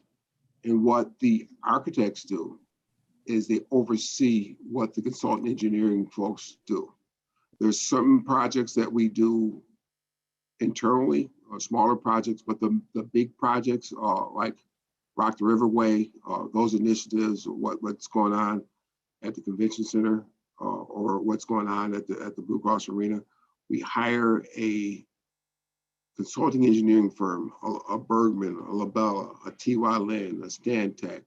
They come in and they do the actual design work, and we project manage that design. So, and then there's different, mathematical algorithms that we put into play to determine how, what's the amount of time that's associated with that. Right. So I go ahead. Well, so Commissioner Jones, let me just make my question more specific. If you look at 7-17, you see at the bottom, it says internal operations, development, projects designed. And so budget, we were at 0.03 last year for in-house, but in the end, it was 0.99. That's obviously a really significant increase in terms of how much staff did in-house. The A&E team, which I think did a phenomenal job. And now this year it's projected to go back down to 0.06. So I'm just trying to understand what is our plan and what is our actual staffing structure to do this type of work? Well, I'll get back to you with our plan. To be quite clear with you on what our strategy is. We're actually working on an updated plan right now. Okay.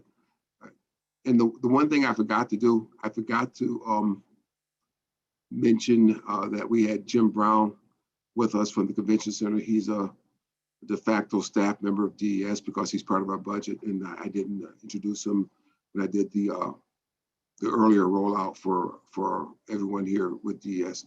So Jim Brown is here also joining us. So Councilperson Gruber, I'll get back to you on that, and we'll give you an update on our plan. Thanks. Hey, thank you, Commissioner Jones. Commissioner Pio, you got a question on this section? Yeah, real quick, the Lake Ontario Resiliency and Economic Development, what part of that is actually on Lake Ontario, and what are the plans for that? Actually, from our standpoint, most of it is not on Lake Ontario. Most of it is in that river channel that where the marina is, where the Pelican is, where the actual Shumway Marina is on the Genesee River. That's impacted by the actual lake levels. When the lake levels go up, the mouth of that river is impacted. So this is a $5 million resiliency plan that we turned out to be the lead agency on, and we're in the process of completing all the construction documents, and we'll be moving forward with that soon. Kabate, do you have anything else to add on that? You covered it perfectly. All right, thank you. And the next thing, continued use of alternative pavement solutions. What are we looking at in terms of that? Well, if you look at some of the tree pits downtown, if you look at what was done at Parcel 5, that's called permeable pavement. It's an actual process which allows the actual storm water to basically go into the ground and be soaked up through the different aquifers. It doesn't allow a lot of runoff. It stops storm water from just going into the storm systems, and it's been very successful. Instead of us putting down metal grates around tree pits that can sometimes be scavenged and taken to junkyards, we've used this for the last 8 or 9 years. Has been very successful, and it's quite attractive and appealing, and it really does certain things for our trees. It allows the water to stay there. I've seen that. It's pretty amazing. I like that. And the last question really quick. Evaluate and make continuous improvements to fall loose leaf collection schedule. The Northwest continues to be the last on the list, and we have snowfall that comes onto the leaves, onto the ground, and we get stuck. Have we thought about buying equipment to shake the trees or something to get those leaves off or something? But hopefully we can take a look at the schedule. I'd love for the Northwest to not be last anymore. That's only with almond farming that they shake the trees when you do almond farming. But we had complaints in the past that we would do the Northwest first. So they complained to us. So we changed the schedule around. So now we do the Northwest last. So it's just like, you know, we're always doing these tweaks on our scheduling. So we try to keep everybody happy. The one thing I realize is that leaves, sometimes they stay on the tree, sometimes they fall off, but we'll do what we can to pick them up and compost as much as possible.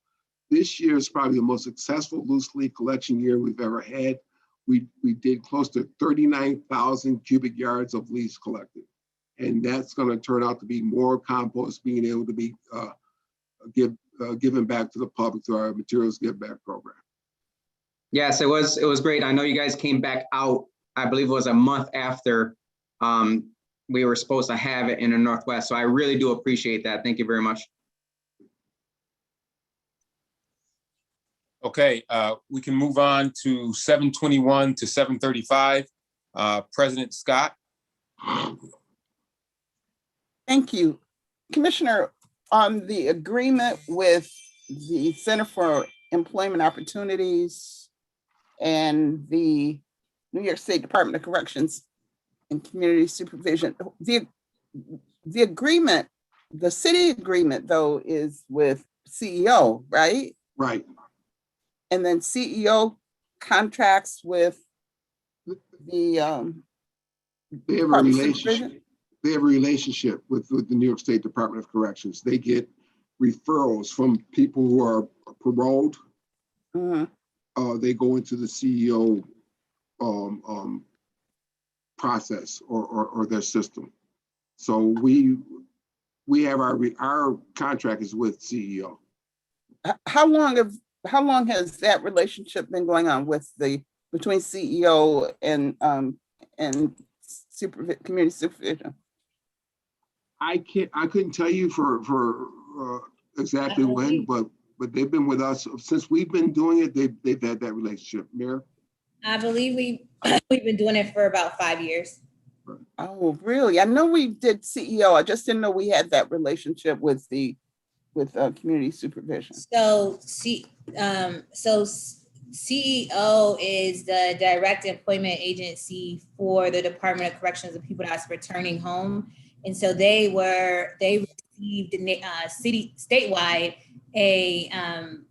a community benefits grant. So they're from, they're a statewide agency. And so they do different programs across the state when it comes down to people that are reentering into the community. And so they get a list of individuals that are coming home and would need employment. And so they work directly with parole officers and the Department of Corrections to get people enrolled in the program. And we just partner with them so that those people can have a job when they get home. About how many people do we engage in that?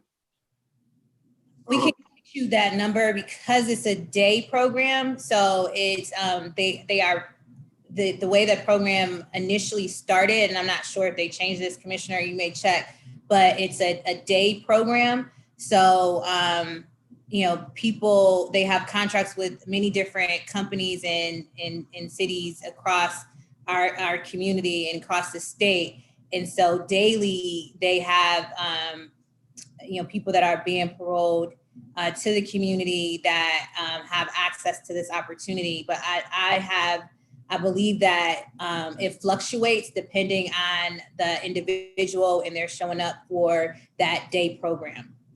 So they get paid at the end of the day. And do we have any idea how many of the folk who went through CEO and worked on our projects also wound up with employment with the city? Or is that not something we keep track of? We haven't been tracking that. Usually they would go through our rejob program, some other programs that we've had. We don't look at a past history as something that disqualifies someone from being in our rejob programs or even seasonal employment with us or permanent employment. So we're quite open to allowing folks who've had some bumps in the road having opportunities with us. Okay, thank you. Okay, we got a bunch of folks on this section. Councilmember Melendez. Yes, thank you, Chairman. So a question on sidewalks and surfacing. So I know that we do a really good job of repairing and replacing when we have issues arise, but from thinking about the collaboration with the Center for Disability Rights, I know that often we have situations where tree lawns start to uproot sidewalks and crack sidewalks, lift them up out of the ground. And I'm just wondering if there's any other type of solution other than patching those. If section by section, we might think about other alternatives, including replacing or redesigning some of those locations. I mean, obviously we want to keep our trees in our city, but I think that the sidewalk issue has become a problem in some neighborhoods where people in wheelchairs, or there's tripping hazards and people take to the street rather than walk on the sidewalk. So any suggestions or comments or thoughts on how we can mitigate that? Councilperson Melendez, we look at every sidewalk issue on a case-by-case basis. Some of it where we might have to deal with a tree situation, and I know the directors of buildings and parks does not want us to take out trees, but there's a situation where we do have to make some changes with trees. We look at what type of hazards there are. A lot of the sidewalk work is being done by a contractor, but we do have in-house capability where there's something that's hazardous. Our first goal is to relieve the hazard, to get that hazard out of the way, so it becomes passable, so people can't, or won't get hurt, and we'll keep that flowing. So we do have the ability to do that, and if there's a sidewalk complaint, we have inspectors that go out and do an evaluation and make sure that there's no tripping hazards. And if it needs emergency repair, we will take care of that right away. And I hate going back to Aurora Street. When I did the walkthrough on Aurora Street, there were a couple of sidewalks that were basically hazardous, and we were able to basically go over there and just really change those sidewalks out, take them out, and make them safe. But the real opportunity is that if anyone sees a sidewalk that needs some attention, you just need to call in to 311 or call into the commissioner's office, and we will address that concern.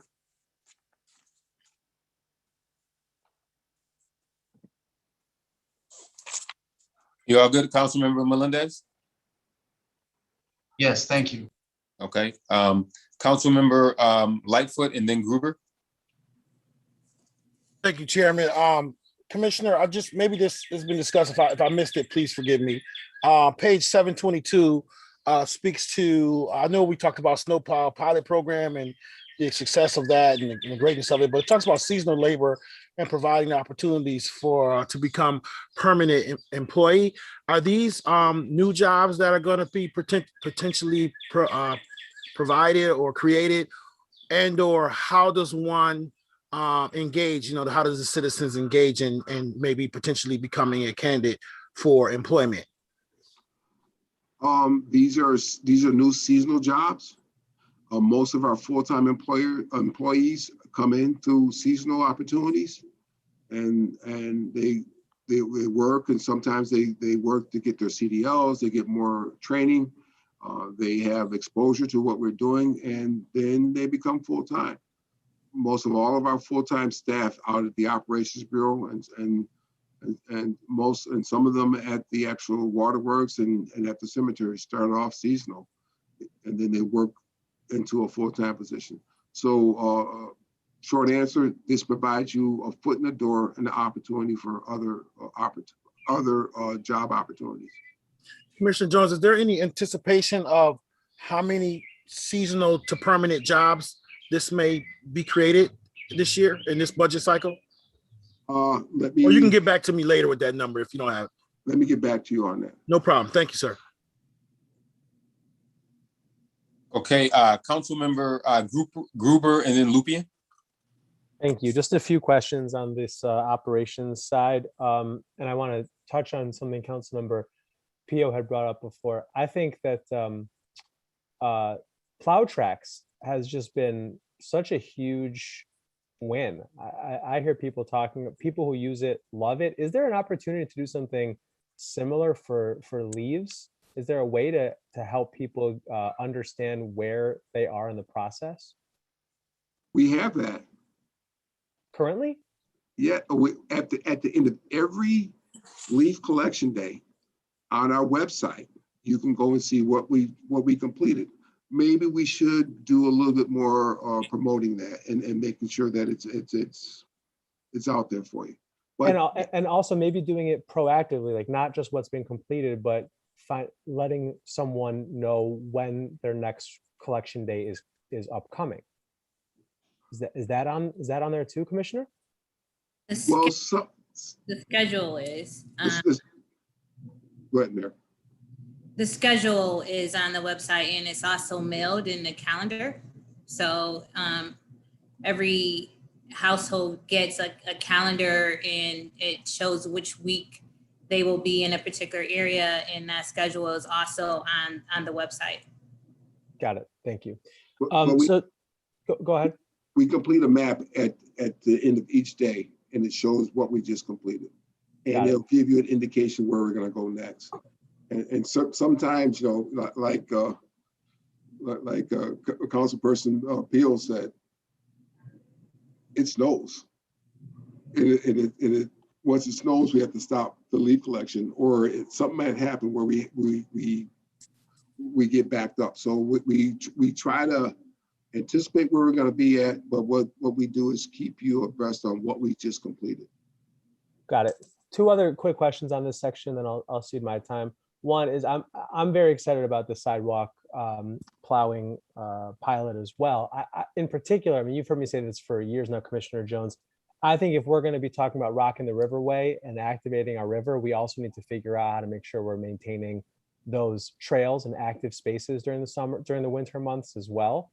And I'm hoping that this gives us an opportunity to do some of that. But I'm wondering, and you can provide this in writing, it might be easier that way, but if it's a pilot, we got to have evaluation plans built in so that we can figure out if it worked or not. Can you either share in writing or if you want to share now how we're going to be evaluating this? Would you rather do it in writing? I will share it in writing. Perfect. And then just a final quick question about this is this section. In previous years, this is where we had a coordinator of community gardens, and I believe that this is where they reported. And I don't see that position. So is that position been absorbed somewhere else, or can I just have an update on that position? Coordinator community gardens, that is still a position that we have in play. What I couldn't find it in any of the departmental. Suzanne, where'd you hide it? It is not a full-time position, so it doesn't show up in the personnel table, but it does on 7-22 in the Bureau of Operations have a strategic goal and objective about continuing to expand relationships with community groups to foster more agriculture gardens and more beautification gardens.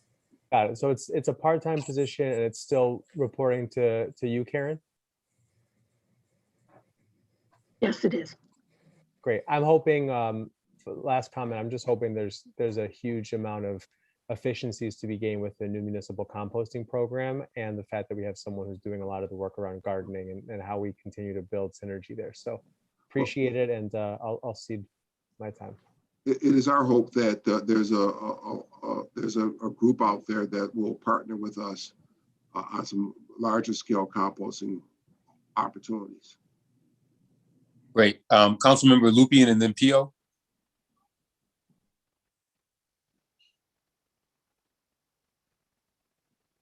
You're on mute, Councilmember Lupien. We can't hear you. Is that better? Yes. No. So I have a question on plowing and then a couple of questions on street maintenance. So one thing that a number of people have expressed concern over is the plowing of bus stops. Is that under the DES purview? No, that's the bus stops are the responsibility of our GRTA. They are, okay. Or the person who lives in front of the bus stop. They want to. Are you calling me out, Commissioner Jones? No, not really. I live across from a bus stop.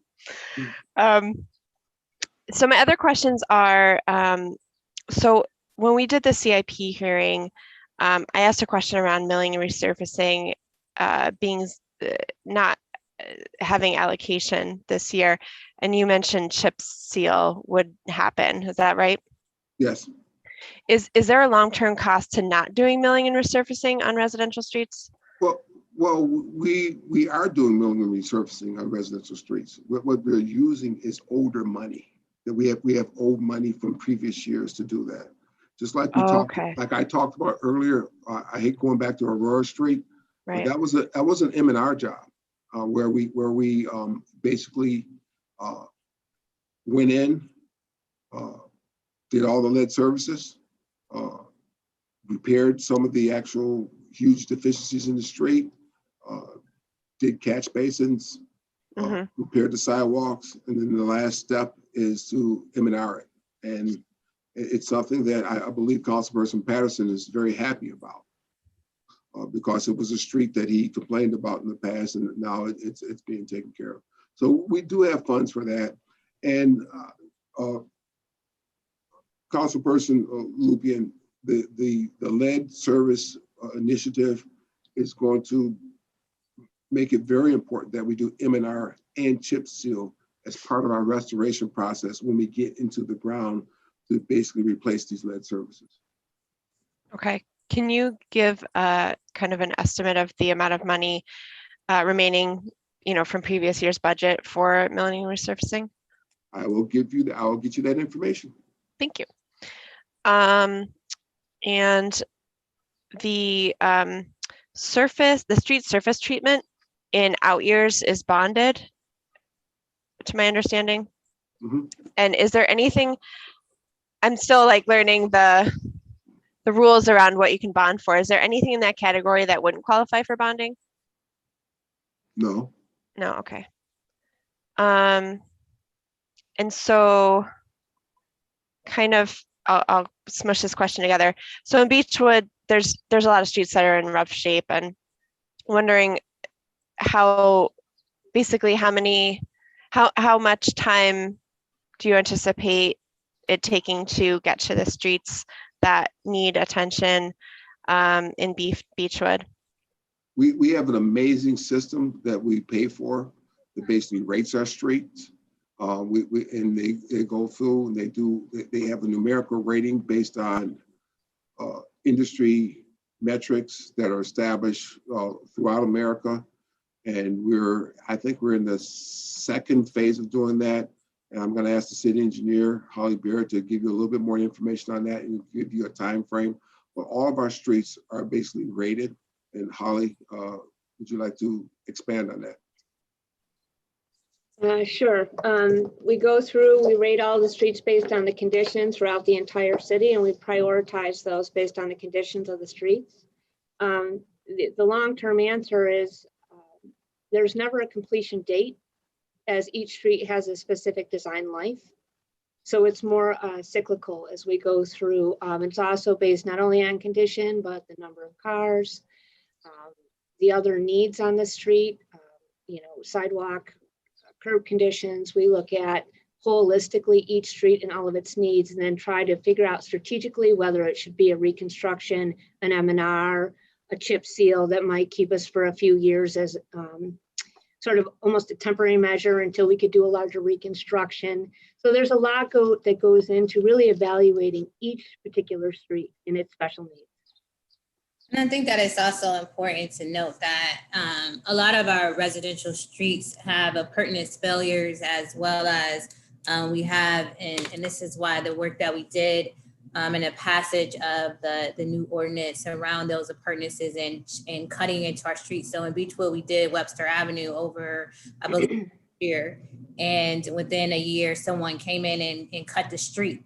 And so that, in and of itself, whenever you cut a street after we've gone in and repaired it, it changes the life cycle of the street. And so, the work that we have done in the DES team and architecture and engineering around these appurtenances and trying to make sure when they go into a street that they bring in all of the utilities, all of the people that have any interest within that right of way to come in and replace it is important. And we do have some challenges right now with one of our local businesses that has refused to really comply with our no dig policy after 5 years. And so we're working on that. And so you see that happening on Hudson Avenue. We just did Hudson Avenue over. You see that there are, some street cuts there.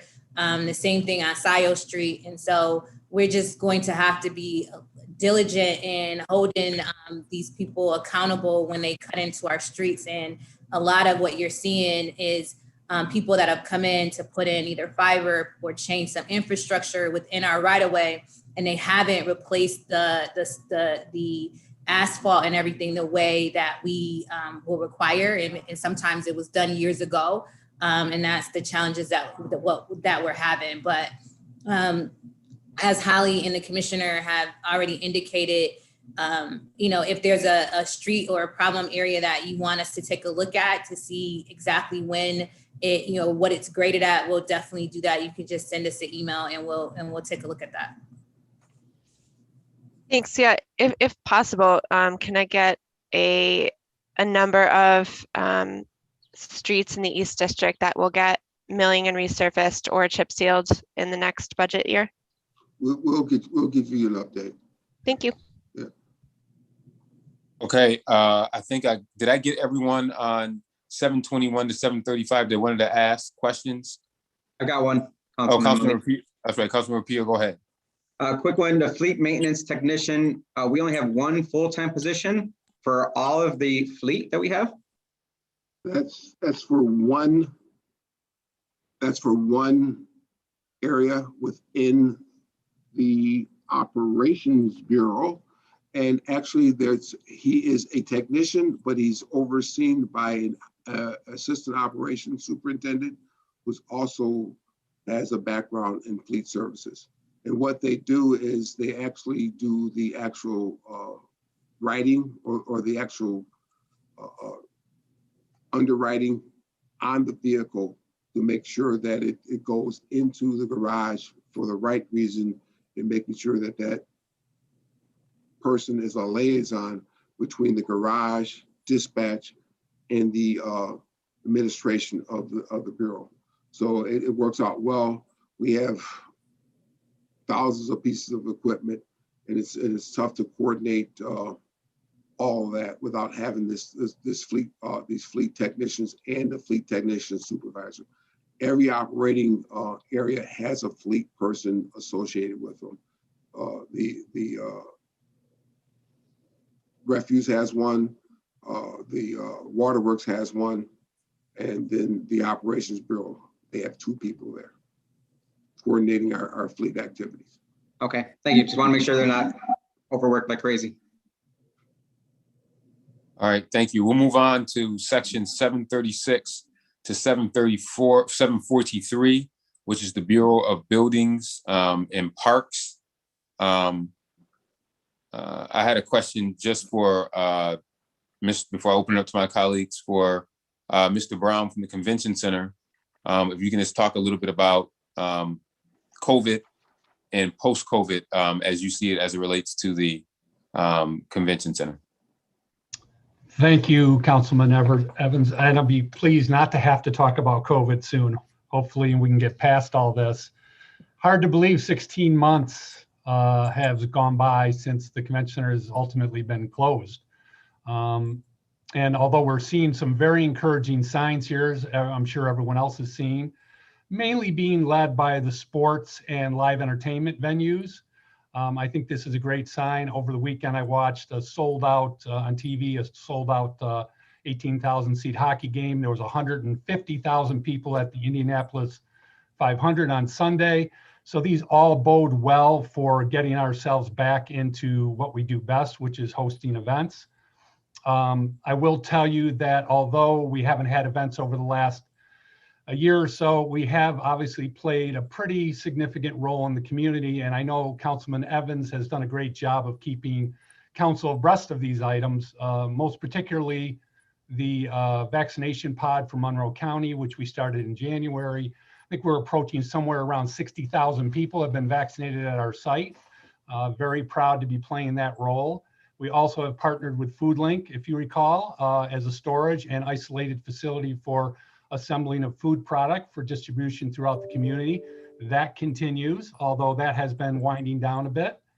I will tell you that the vaccination program, based on the numbers and the information we see, will also be winding down. And again, these are all good things. I've been happy to be here and be part of this. My team has learned how to do different things here. Versatility and job sharing has become priority number one, as we only have a handful of people working right now.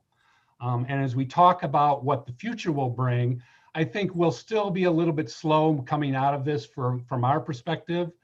Conventions in a general rule book 2 and 3 years out. So we're already seeing some delay there. On the social side of things, which as many of you know, we do a great deal of business on the social side, mainly with a number of not-for-profits in the community. Many of those, with just a few exceptions, are holding off and either going to do a hybrid event or push into 22.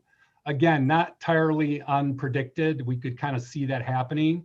A couple of our larger not-for-profits that are in the medical and universities see more promise in doing their events.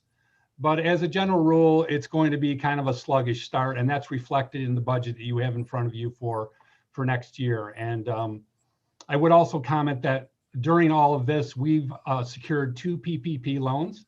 One has been fully forgiven. We anticipate the second one to be as well. We are also able to claim a high number of employee retention credits, which if you don't know, that means we're not remitting a federal payroll tax. So that's instant savings to the convention center. And we've had several hundred thousands of dollars in employee retention credits. And so kind of that's what's been happening. And as we look forward, as I mentioned, we're hoping to see things improve. I have about 40 events on the books tentatively between July 1 and December 30th. I will be honest with you, only several of them have contracts with us. And so this is the big unknown as we look at the budget for next year. And I also want to give a shout out to Commissioner Jones and Budget Director Chris Wagner. I've talked to Chris more this year than I have in the last 25 years I've been here. And Chris, I don't know if that's a good thing or a bad thing, but I do appreciate all your counsel and support as we try to work through and strategize how best to get people back to work, but be fiscally responsible. So hopefully that answered that question. If you have any additional ones, I'd be happy to answer those. Thank you, Mr. Brown. Go ahead, Commissioner. One unintended consequence of the events being canceled at the convention center, it allowed us free reign there to replace the escalators, to replace the actual movable walls there, and really do a tremendous amount of work in a short period of time. Yeah, that's a good point, Commissioner. Thank you. President Scott, so we're on 736 to 743. President Scott, and then VP Lightfoot, and then Councilmember Pio. Before we go to that, Jim, did your comment about not paying what tax? What was that you said? These are called employee retention credits. They're available to, they're part of the relief, the CARES Act. We weren't eligible for that originally because when they unveiled the PPP, you couldn't apply for ERC credits. But then they, as they did on a lot of this stuff, they went back and said, now you can apply. So we were able to apply for some credits from then. And then of course, currently, you have to balance that with the PPP loan because the PPP loan has the ability for full forgiveness. So you want to prioritize PPP and still try to maximize the ERC credits, which is a little bit of a balancing act. But President Scott, really what that means is we don't have to remit federal payroll tax. Okay. Just wanted to make sure it wasn't the taxes that people are now having to pay back because it was sort of not forgiven, just postponed. Right. My question though is on 737 about our forestry tree maintenance program. At one time when we did the inventory, we knew where every single street tree was. Is that still the case? Yeah, Council President Scott. Yes. Yes, we are consistently updating our tree inventory system. I'm going to ask Brian Liberty to give you an update on where we're at with that. Thank you, Commissioner Jones and Councilperson Scott.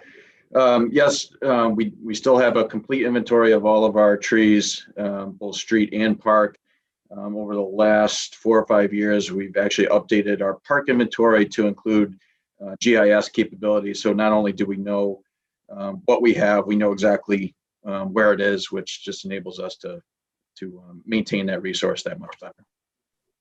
So you said you updated the park inventory. Does that include cemeteries?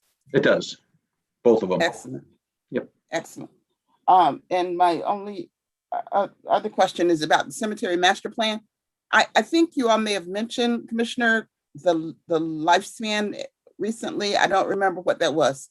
Can you tell me where we are with that? Well, we're actually going to have to revise that because of what we've done with the Martha Lyons study. With the, I hate talking about this stuff, but with the trend towards more cremations and scattering gardens, we're looking at redoing the actual life cycle on the actual cemetery. And I believe we're going to have that adjustment there, and we'll get back to you with an updated number on the actual lifespan for the Mount Hope Cemetery, because there's been a huge trend towards scattering gardens and cremations. That's a tremendous advantage to us, to the city of Rochester, in that we don't have to look forward to having an asset with no revenue, no income, but having to maintain it in perpetuity. So Exactly. That's good news. Thank you. Yes. Okay, great. And then we have Council Member, did Councilmember Lightfoot, were you able to get back on? Yes, sir, I'm back. Okay, go. You had a question on this section. Yeah, I hope it wasn't asked. I had to log off due to my audio stopped working. On 738, Commissioner says contracting mowing for city-owned parks and open spaces reduced to reflect actual expenses, negative 44,000. So I just wanted to, that's a pretty significant amount for mowing. And I just wanted to know what caused, I know it's actual expenses, what caused that to be reduced by so much? Better pricing on our contracts and looking at the actual amount that we do need and what we've used in the past allowed us to meet our budget number by taking that reduction. Okay, so it's not, I'm sorry. I was going to say we will not allow our grass to be overgrown and unsightly. Thank you. Okay, Councilmember Gruber and then Pio. Thank you. So I see on, first of all, let me just say, Brian, congratulations on the well-deserved new gig. So sorry to lose the former director, Orfe, but congratulations and very excited to have you in the role. Just a question, it seems like there's a lot of staff that we're losing from parks. When I look at 738, I see a number of, in the major changes category, a number of vacant positions that are potentially being eliminated, contracts that are being reduced. Meanwhile, we're making significant investments in nature and parks, part of the DRIVES department with the 10-minute walk to park, with the potential Maplewood Nature Center. Again, I'm concerned about staff reductions here. Can someone just give me a comment on why we seem to be losing a little bit of park staff? Well,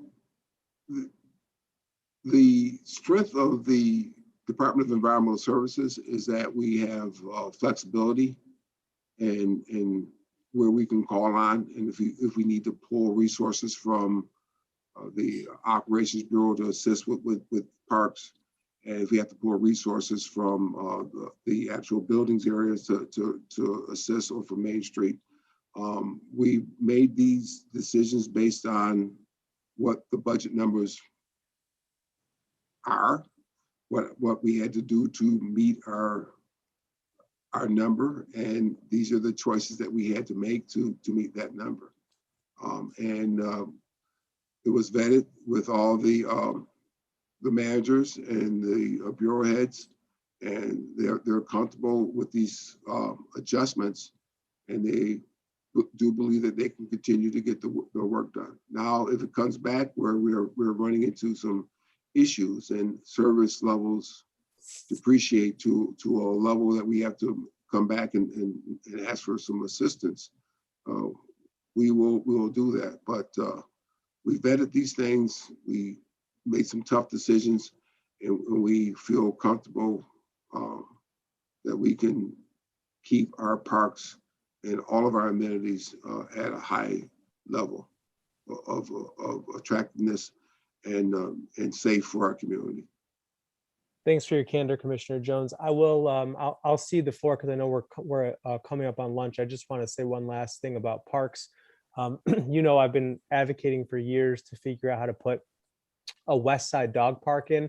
I think the dog park over at Cobb's Hill was a huge win, and people have really liked it. And I certainly hope that when we start talking about ARP dollars, that the opportunity for a West Side dog park comes up. And just another reason why I think we ought to have some more staff in parks. So I appreciate your candor. I'll circle back at some point. Thank you. Thank you. Councilmember Pio and then Councilmember Harris on sections 736 to 743. Thank you. I second Councilmember Gruber's point there, but my real question here is the contracted mowing for city-owned parks and open spaces. What system do we have in place to confirm that the work was done? Now, does this include city-owned properties as well, meaning the empty lots? We have inspectors that actually go out there to verify that the work's done. There are 2 inspectors that come on a seasonal basis that go to the different locations and make sure that it's done. They make sure that they pick up the paper before they mow. They make sure that it's mowed at a certain level, and it's being signed off on. Okay, what about a system for the actual companies that do the work to check in to say that they've done the work? Maybe that might help them to go to the right parks or go to the right properties? They're signed off on. No, Okay. The inspectors sign them off. There's a sign off. Thank you very much. Okay, Councilmember Harris and then Patterson on this section. Thank you very much. Commissioner Jones, I'm at a loss, and it's probably my ignorance. I'm not sure if you've explained this to me before, but what is managing spotted lanternfly infestation? That's new. I haven't heard of that before. Can you explain that? Well, it's an insect that is detrimental to our urban forests. We talked about that about 3 years ago. We had a big to-do at the Maplewood Rose Garden. I believe, Brian, we spoke about that. It was we had the DEC come in. I'm going to ask Brian once again to provide his expertise on that invasive insect. Yes, thank you, Councilperson Harris. The spotted lanternfly is a relatively new invasive insect, much like all the information you've heard on emerald ash borer. It's an invasive insect, not prevalent here in the Rochester area yet, but some of our surrounding states have been dealing with this, and it's become a very big problem for them. So for us, we've been monitoring what other states and municipal organizations have been doing to combat this, so that if and when it does reach our area, we'll be prepared to hopefully manage the insect similar to what we've done with emerald ash borer. Thank you. I believe that 3 years ago, I don't think I was here when you guys reviewed that, so thanks for clarifying. Thank you. Councilmember Patterson on 736 to 743. Thank you. So first, Commissioner, allow me to commend your contractors for the wonderful work that they do in mowing our vacant lots and our parks. I have observed them not only just mowing the grass, but they actually go through and pick up all the trash before they mow the grass. They do it as a matter of course, because that's what they're expected to do, and you hold them accountable for that. And I appreciate that.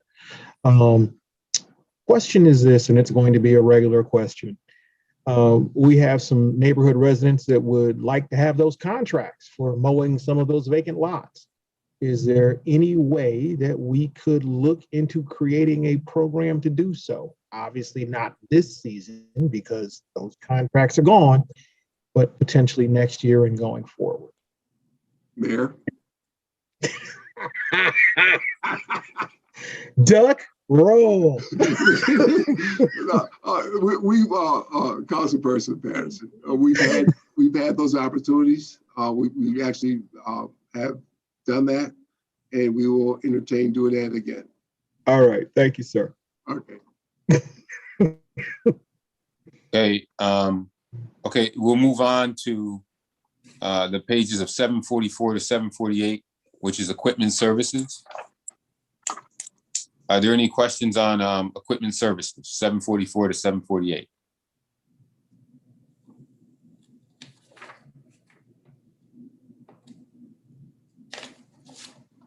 Okay, and then finally, we'll move to pages 749 to 765, which is the Water Bureau. Any questions on 749 to 765, which is the Water Bureau? I have one. Yes, Mr. Vice President. I won't belabor the stuff about the leads. I think we already got that sorted out. But I will ask about, we had a, I want to just quick update very briefly. We had a work session on, it says protecting our watersheds and about working towards covering the reservoir and et cetera. Where are we with that plan? Well, actually, we asked for an extension on the bilateral compliance agreement, LT2, to deal with the lead and copper rule that was promulgated by the EPA that would have an impact on the type of anti-corrosive material that we would use at our reservoirs. So we're in the process of re-strategizing and putting together a plan to be in compliance with the lead and copper rule as promulgated by the EPA and our LT2 compliance agreement. We did receive an extension from New York State Department of Health, Monroe County Health, to actually extend out our time frame for being in compliance with all of our reservoirs, but we still have a timeline associated with the Hyla Reservoir. So part of what we're doing with the lead services is going to have an impact on the actual covering or the UV alternatives for our reservoirs. Now, we do have one reservoir that's totally covered, that's Rush.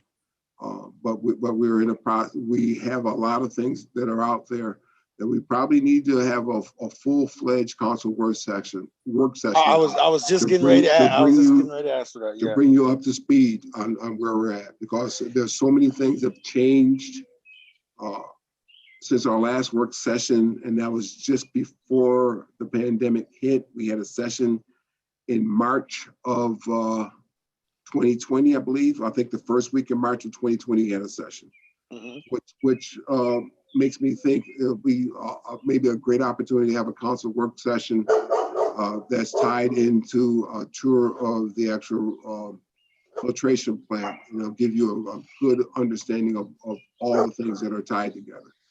I would really look forward to that, because I do know we had some very strict deadlines that you guys brought to our attention at that particular work session.